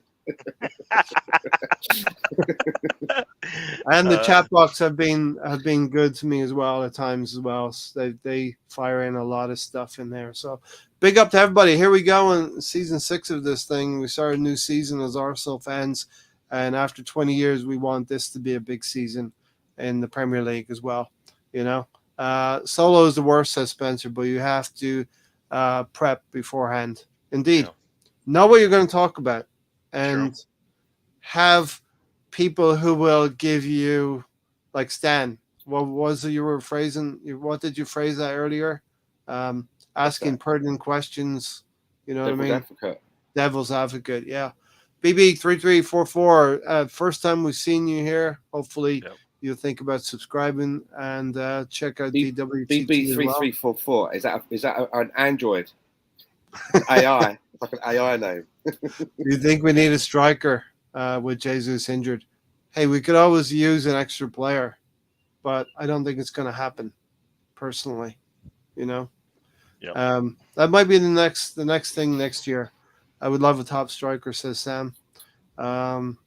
Eddie, the original ball scuffer. That is, I respect Ryan, Mr. Arsenal, for his ability to waffle on his own. It's definitely a skill. Yeah, listen, you have to think of the chat box as your companion, and you bounce off of those people in there that have come to watch you as well. Good luck to England. Lionesses against the Aussies in the World Cup semi-final. Semi-finals are getting injury. BB3344. I'm not an android. Listen, you found a very nice. No, I bet he's like, I am not an android. You found a very nice corner of the Arsenal podcasting world. So hopefully you stick around. And be part of the furniture. We do Thursdays as well. Thursdays, Gary does. Gary takes care of Saturdays and Mondays as well over on his channel, right down there. Gary TWTT. Yeah, check me out. Nketiah works hard but doesn't score enough in a game. We need to sign Barella and Jonathan David. Yeah, I've been banging on about Jonathan David a couple of years ago. Yeah, I like Jonathan David. Seems like his star is not burning as strong now. Not so much, and none of that's I mean, he gives me that Edward kind of a feel. Like, yeah, they look good, but will they pan out? Sometimes sometimes it doesn't. We did big up Edward, didn't we? I was certainly hoping at one point that we could bring him in, but we will see him. We'll see him on Monday. So next week from Monday. Hopefully we won't. Hopefully we won't see him. Hopefully we won't see him. You're right about that. Hopefully, you know what? We're gonna have the 2 twin towers in the middle. We won't see Edward. Yeah, get back to a settled side maybe. Edward, you see him rising up in a penalty area with like slow motion, doing like an overhead kick into the top corner. Don't. So BB3344, hopefully you join up, sign up for the first team here. Are you going to say this whole thing every time? Because I'm just saying BB. Okay, just go BB. Yeah, well, you have to do it a few times to get to know the people. You know what I mean? He's all right. He's part of the crowd now. Stan, I've been talking to you, Stan, about Ivan Toney for a year. BB, he loves Ivan. He loves a bit of Ivan Toney. This one. If the ultimate plan is to be nice to David Raya, be nice to Brentford, and for them to be our sister. Be nice to Brentford. We literally just stole David Raya for $3 million online. They ain't gonna do any more business with us, man. Once bitten. I feel like it had to be a deal that was good for Brentford as well. They'll see Eddie's car pulling up outside. They'll be like drawing the curtains, turning off the TV. Shh. So, Ivan Toney is a baller, Stan. Now you're on board. Yeah, especially as you got rid of it was only the man bun that I didn't like. As soon as you got rid of the man bun, we were good. But nothing's changed. It's the same player. Stan, it's the same player. No. Just minus the hair. I've got a man bun. George Graham wouldn't let anyone with a man bun. There's no way. Short back and sides, nice and tight. So yeah, definitely I'm up for a bit of Ivan Toney in January. He would take us to another level, I believe. And he wants to move to a top 6 club for his England career to finally persuade Gareth Southgate that he could be part of the England setup.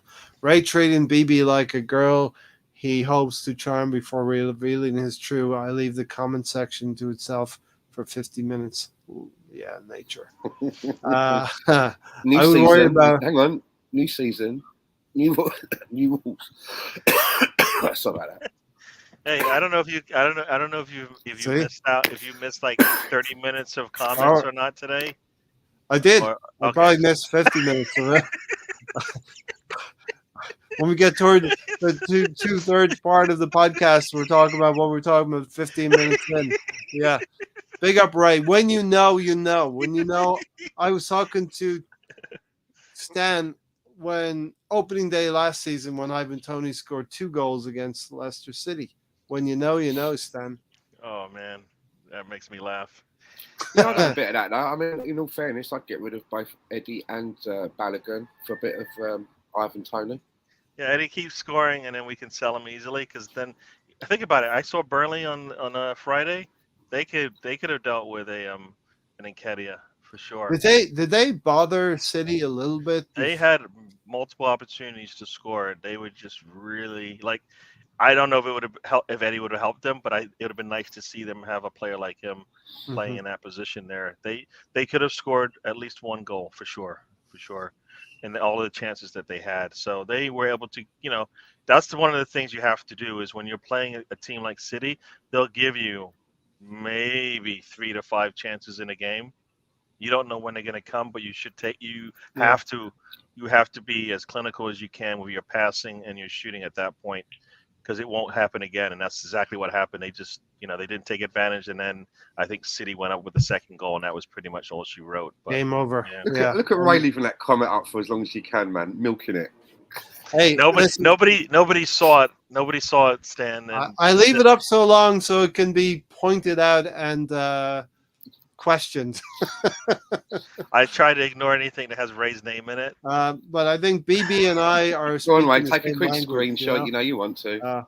He already did. He's taken 5. Ray does better tactics than anyone else. He's a genius. I just understand my uncle Mikel. That's all it is. I try to understand. That part might be true as well. Yeah. I try to understand what it is about Uncle Mikel.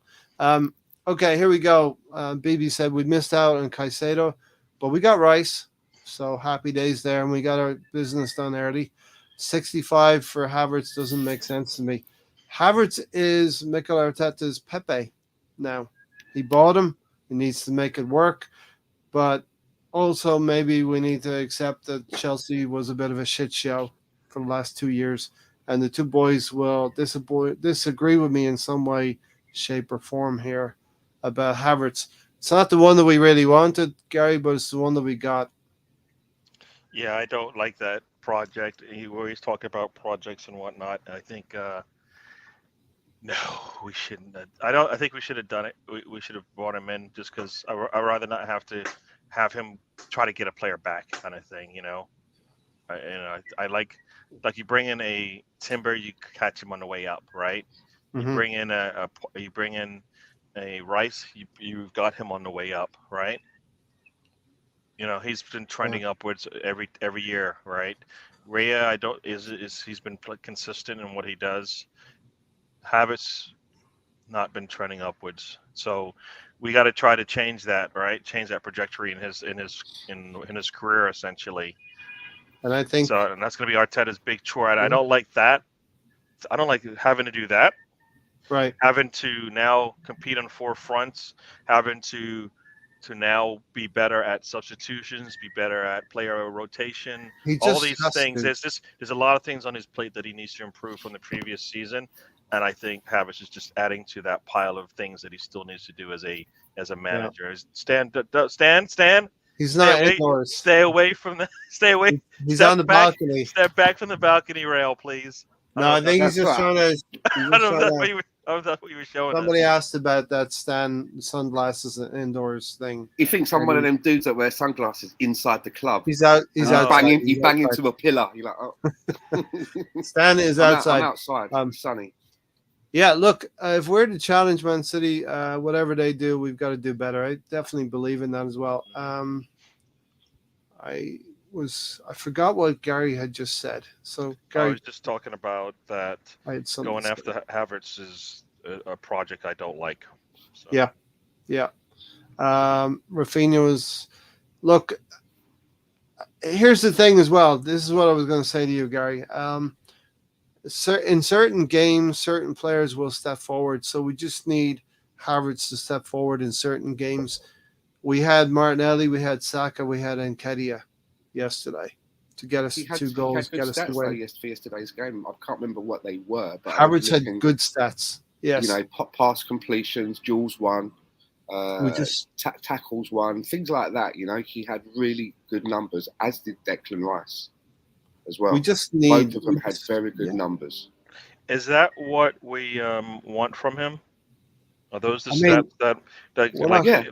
like those? Yeah. So he doesn't need to score No, or of have course, scoring he needs. opportunities and stuff like that.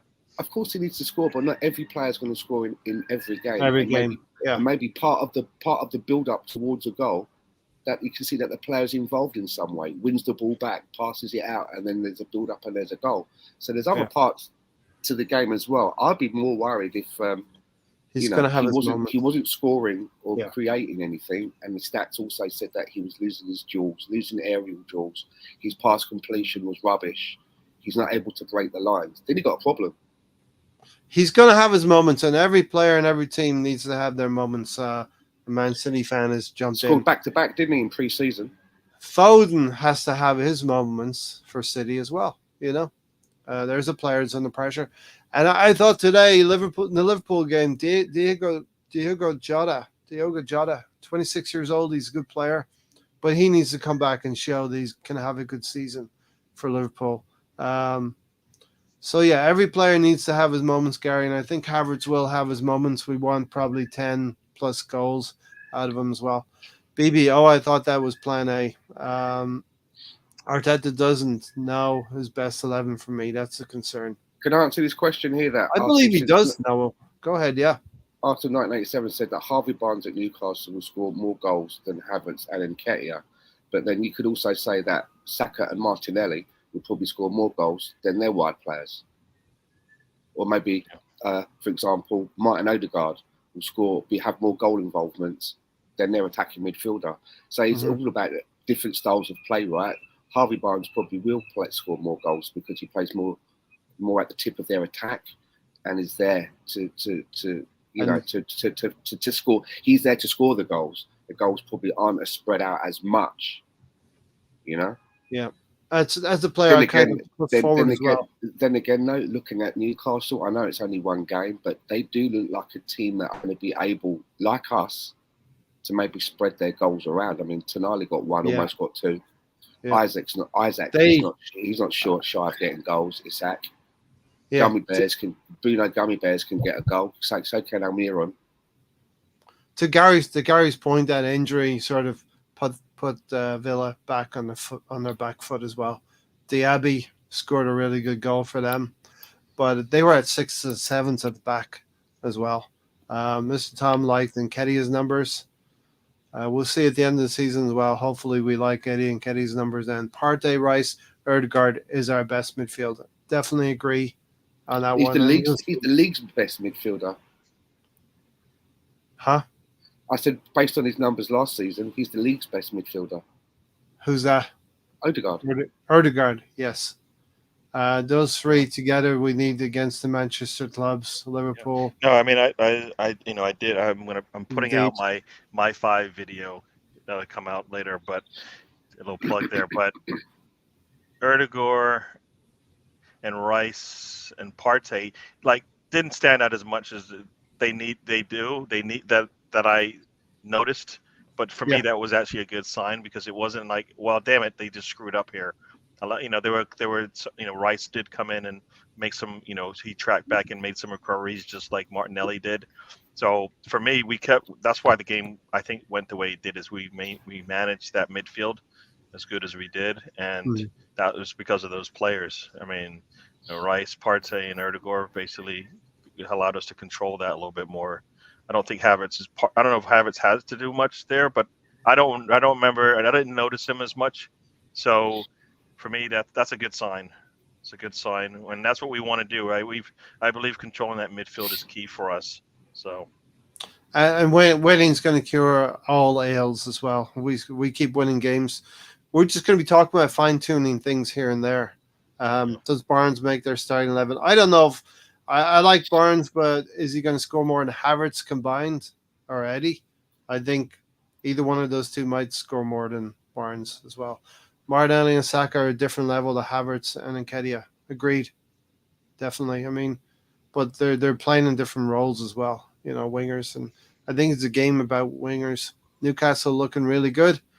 We're going to get out of here because we don't have that striker, so it's hard for you to say, for us to say that, because we just don't have that player. Yeah, but I think to know whether or not, like, because if you could have said something similar to that maybe and said, look, City never had strikers before, right?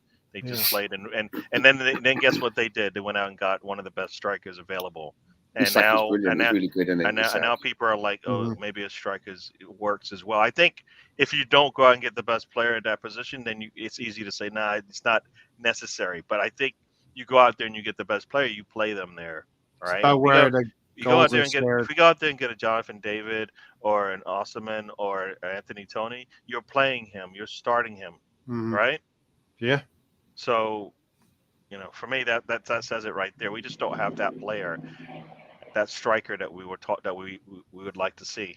And it's about where the goals are going to be shared as well. And for us at Arsenal, it works if we share 15 goals amongst 5 or 6 players.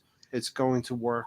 You know, you bring Haaland in, you put him in the center there. We scored just as those guys on the outside would score just as much. I have no doubt.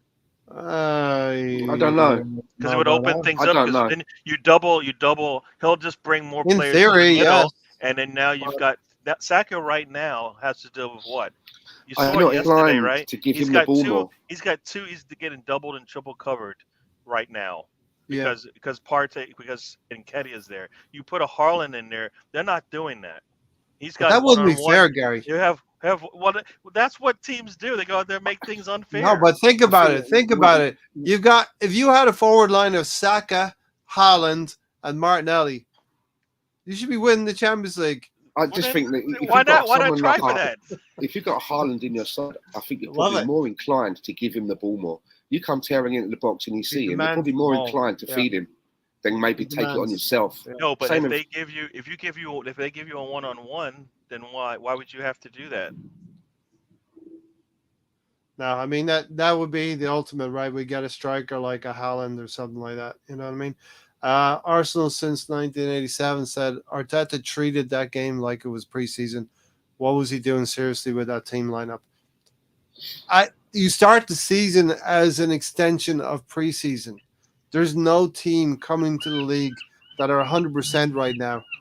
And if you think that Mikel Arteta knows everything about Jurriën Timber, Havertz, and Rice after just 5 or 6 preseason games, you need more. You need a bigger sample size, in my opinion, to understand what you're working with. I have Newcastle to finish second, Mr. Tom. I saw Lolo had some crazy predictions of top 4. You know, people like Aston Villa and Newcastle and Chelsea and all that stuff. Well, that was a fun podcast. Newcastle will hit a rough patch and don't have depth. Tierney not in the squad is a sackable offense. Tierney's going to get sold. I think they showed Balogun. They showed Balogun practicing with like Sambi and Cedric and who else was there? Tavage, I think it was. So that's probably not a good sign for him being part of the regular. Arsenal fans can't be attached to players now. You know, I think we have Bukayo Saka, we have Martinelli. If we sold those players, it would be for a lot of money. But you can't be attached. I mean, I love Kieran Tierney as well, but at some point you have to realize he's going to get sold. He's not wanted or needed at the club. And if we make a profit on 25 million, What's wrong with that? What's wrong with Arsenal making a profit after all the years of not being run correctly? We're looking at Liverpool and Chelsea fighting over Caicedo, and somebody's going to be crying at the end of the window. We're sitting back with Rice already in our preseason. Isn't he going to Chelsea though? I thought. Yeah.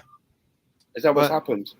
Friday night, Liverpool fans were getting on their streams celebrating Caicedo because Brighton had agreed, but the player had a big part to say in wanting to go as well.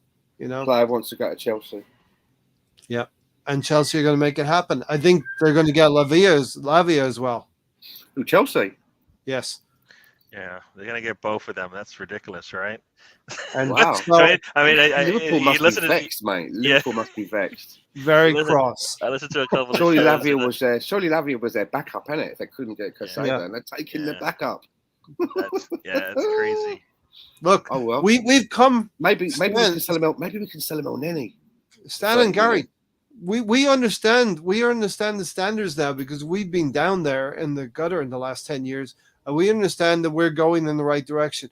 And we understand Liverpool have had to now settle for not getting Caicedo, maybe get Lavia, and not even get Lavia, that now McAllister. Joey Barnes. McAllister's attacking midfielder, and he has to play the number 6 today. You know, a position he's not familiar with. And Trent is a hell of a player. He inverted from the right back position, Gary. Tonali and Bruno Guimaraes is very good midfield. There's a big difference between no, you can't just bring it up and let us just slide. No, if you want me to respond, that was a good way to do it. I'm fishing. No. Don't do it, Gary. Don't take the the question bait. about Liverpool. I was listening to a chat earlier, and some people were suggesting that they feel that nothing stays forever, things change, and they were saying that, and they were feeling that Jurgen Klopp maybe past his sell-by date a little bit at Liverpool, not as a manager, but maybe at Liverpool, and it's time for him maybe to go again somewhere else. What do you guys think about that? The reasoning behind that is because the backroom staff that he had, who got all of the players in the door, they were able to identify the players and bring them in. All of those personnel have changed, and now he's dealing with other personalities, and they're not doing the business he wants in the market. Has he got Raul Sanyahi? Something like that, but Raul Sanyahi is not even bringing in. They haven't gotten they got Szoboszlai and they've got McAllister so far, and they've needed a complete midfield rebuild. We talked about this since last summer. Chelsea are achieving that now. Imagine Enzo Fernandez with Caicedo and Lavia waiting. That's a little bit difficult to stomach, and we're going to have to play around that midfield when we play Chelsea. Do you know a player that I really like the look of that I'd like is beginning to really impress me? Is it Ferguson at Brighton? Evan, he's an Irish player. He's an Irish player. He's like 18, isn't he? Yeah, he's young. He looks good. Like he looks like he's going to be able to do a lot of things in the game. Yeah, Arsenal it was surprising we didn't go after him, but we went after the other player from Liga or whatever it was. So it's like, Arsenal could have went and got him, and that would have been at least you got somebody who's played in the league, has performed, and has a future. Would be a perfect player with a lot of potential. Right? How would you compare him to Eddie? If they were both in the squad, who starts ahead of one? I mean, is there a drop off? I mean, there's a big age difference, right? Eddie's almost 25 now. This kid's 18. Who's the other player? You play in the league and he looked successful. I would play him. Evan's better. He would be coming in. He would be our second easily. Right? This kid, Evan Ferguson, is better than Eddie Nketiah. Yeah. He's Ireland need better players, and he's one of those players that could elevate Ireland on the national level as well. Do you think what happened yesterday when we were 2-0 up? Yeah, go ahead. I'm sorry. You said what happened? Sorry, it's much. What happened? I thought you were making fun of him, but I didn't know if you. What happened? It's the internet. What happened yesterday when we were 2-0 up at halftime? We come out in the second half. did we take our foot off the gas? Were we feeling comfortable? Players are still getting up to fitness, and so you get spells where during the game they're going to look better, and then you'll see it will look like they're taking their foot off the gas, but they're still sort of like working their energies out. What I can tell you is that I do not believe that we have a culture at the club where you are allowed to slack off. That's not allowed at Arsenal. You're not allowed to just go and put and go through the motions. Mikel Arteta doesn't suffer that. So, what I won't have is people saying, people were just like taking their foot off the gas, they weren't bothering. No, I think it's more about coming into the game, and we're not playing at our peak yet. And just going back to Mikel Arteta not suffering slackers. He didn't suffer it with players of the stature of Mesut Ozil and Aubameyang. So he won't allow anybody to not, he'll take them off at halftime if they're not, or before halftime. We've seen him do that with Tavares, right?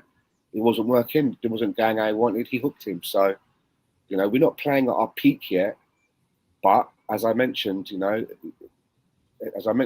the history books will say that we won this game. It's a shame that we didn't get a clean sheet, keep a clean sheet. Yeah. And I'm sure that Aaron Ramsdale, knowing that he's got David Raya now breathing down his neck, was disappointed that he couldn't keep a clean sheet. Yeah. As Samuel said, Ray, should a defender defend or attack? Defenders should defend.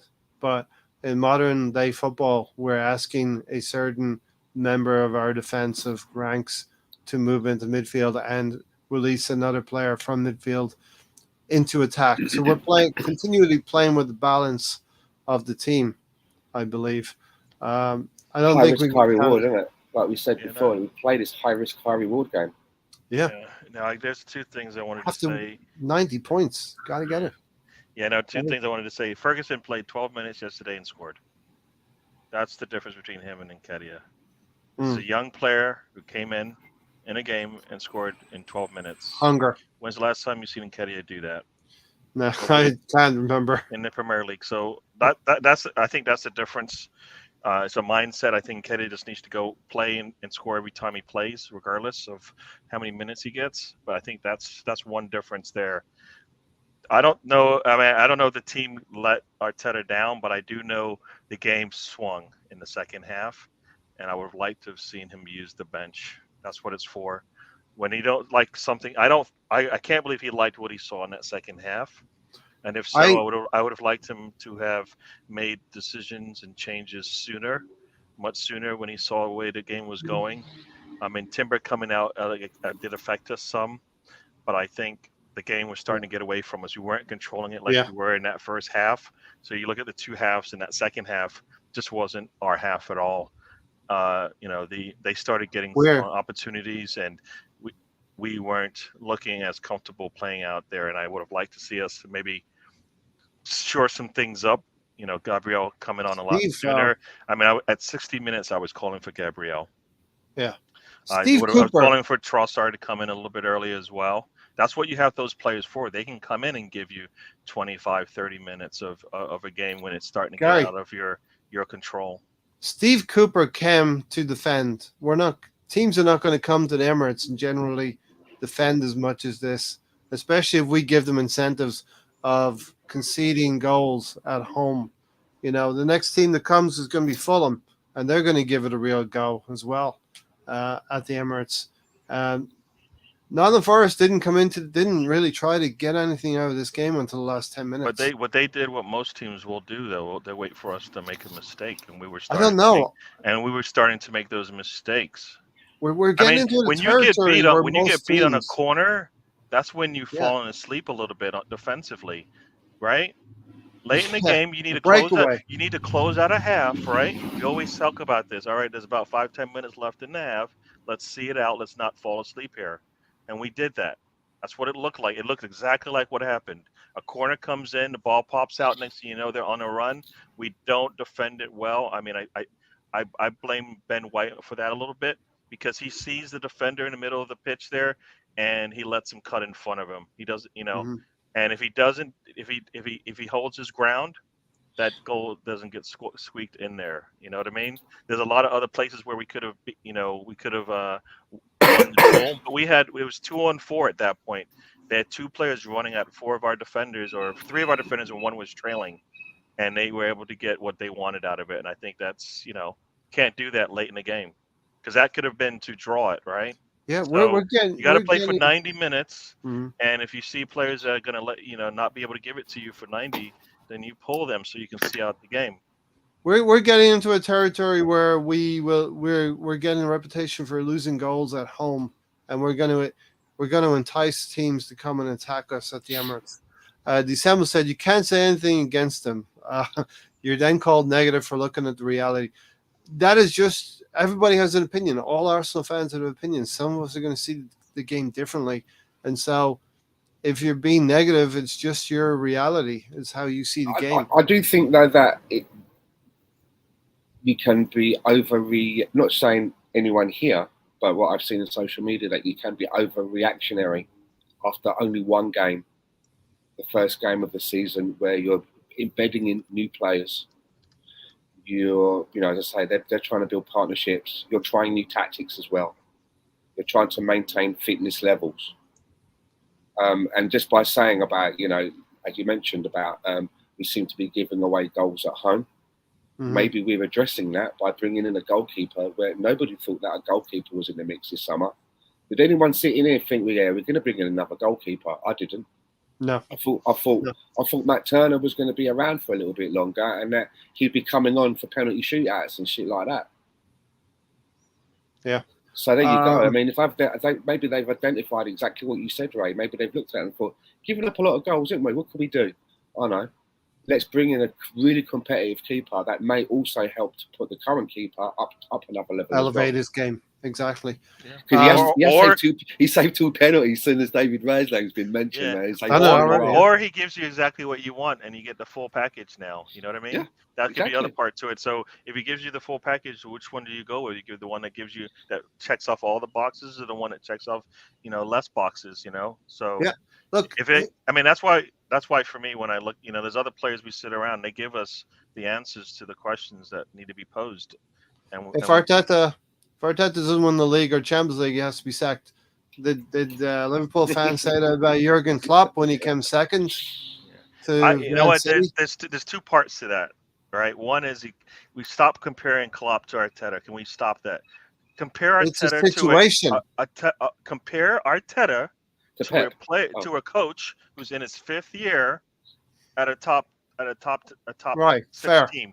If you do that, and it's a player, and that manager has either won or not, then I'll go with you. But you can't compare. Klopp had so many years coming in. He had won Bundesliga multiple times, right? Before coming in, he had credentials that show that he can play deep into the big tournaments. He has won league championships. It's not the same.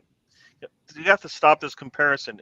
Comparing him to Klopp and Pep is just it's wasteful, because it doesn't carry much weight. In his 5th year, where was Pep managing in his 5th year? But we're not referring to Mikel Arteta as the new kid on the block anymore, are we? We're not doing that, because he's not Pep and Klopp level. I know, but I'm just saying he's rookie. He's taken off his training wheels now, right? He's not a rookie anymore. He's a football manager now in his own right. He has his he's been doing it long enough now to start figuring out the final pieces. Did I freeze? Or... Do you know what I mean? And I think the final pieces are part of what we talked about today. Using your squad and deploying your squad. You have to have people at your disposal that you can deploy into the right situations and put them in the best situation to succeed, and not put them in situations where they cannot succeed.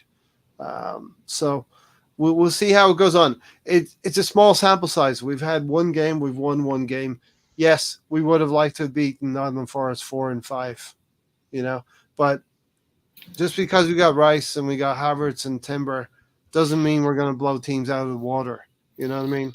But we should be competitive enough to take this thing right to the last week of the season against City, and maybe against Liverpool, maybe against Man United in this team.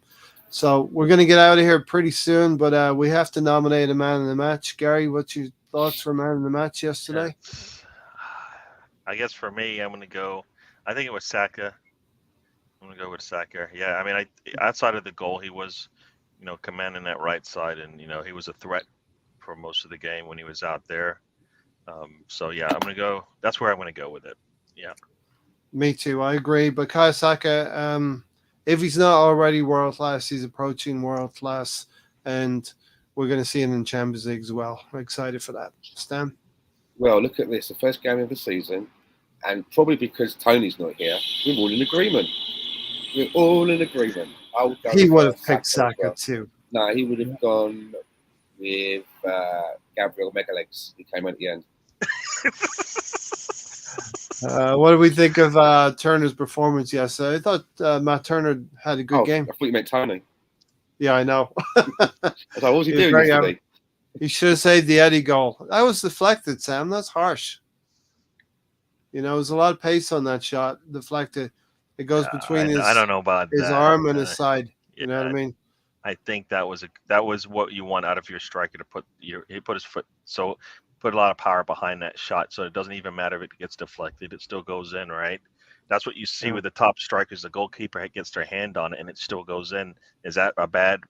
Is that bad on the goalkeeper? Or you usually talk about that being a striker, just being that. That's a goal. That's a striker's goal right there. He gets past, and we want to see more of that from Eddie as well.